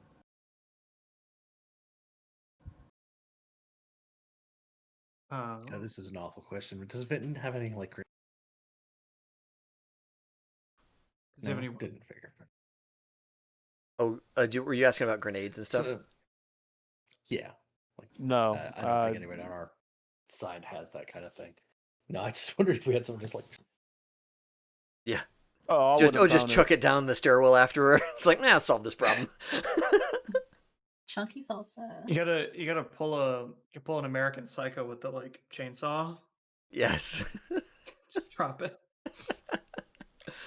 Oh my gosh. So yeah, and then wherever the next staircase is, I'm gonna start making my way upstairs. Okay. Yeah, you find a staircase that's gonna let you start heading up the building. There's a slight hesitation to him because it's like, been here before. Mm-hmm. Yeah, all by yourself in a stairwell. Yeah. Yep. Yeah, you have. All right, folks. I think we need to call it here because this next bit is gonna be a bit. It's gonna be a minute, and we frankly don't have the table time tonight to wrap this one up. As they all head towards Splatoon's like little HQ up here in this apartment building. And Vinton, you're going up alone. You're leaving Dexy behind, gathering back up and that kind of thing. Yeah. Okay. I'm not gonna. This is one of the once again all kinds of memories of flooding back because he told Run Reaver to bug out. So it's like bug out. This is bad. Yep. Man, Splatoon draws this out of you guys. And Ta and Silas and Katrina's character, we're all here. A character, yeah. Oh my god. Okay. All right, everybody. But this time I'm with people. That's right. So am I. That's right. Yeah, Todd and I are with people, with someone. That's time. right. I'm in the Buddy building. system. You're in the building. Yes. That's new. That is a big difference. It is totally different than last time. Okay. My boys in the building. Yes. Yes. All right. Let us find somebody lovely to raid, because I love raiding people. We're going to close it up tonight. We're going to be back next Saturday to kind of pick up where we were leaving off with Vinton heading up in the elevator or in the stairwell, and you guys heading down to meet up with this whole situation going on. We can expect it to be kind of a siege situation because they have some kind of forewarning that you're coming, and you all have some backup on the way that is gonna get here kind of quick, but not like seconds quick. It'll be, minutes quick kind of thing.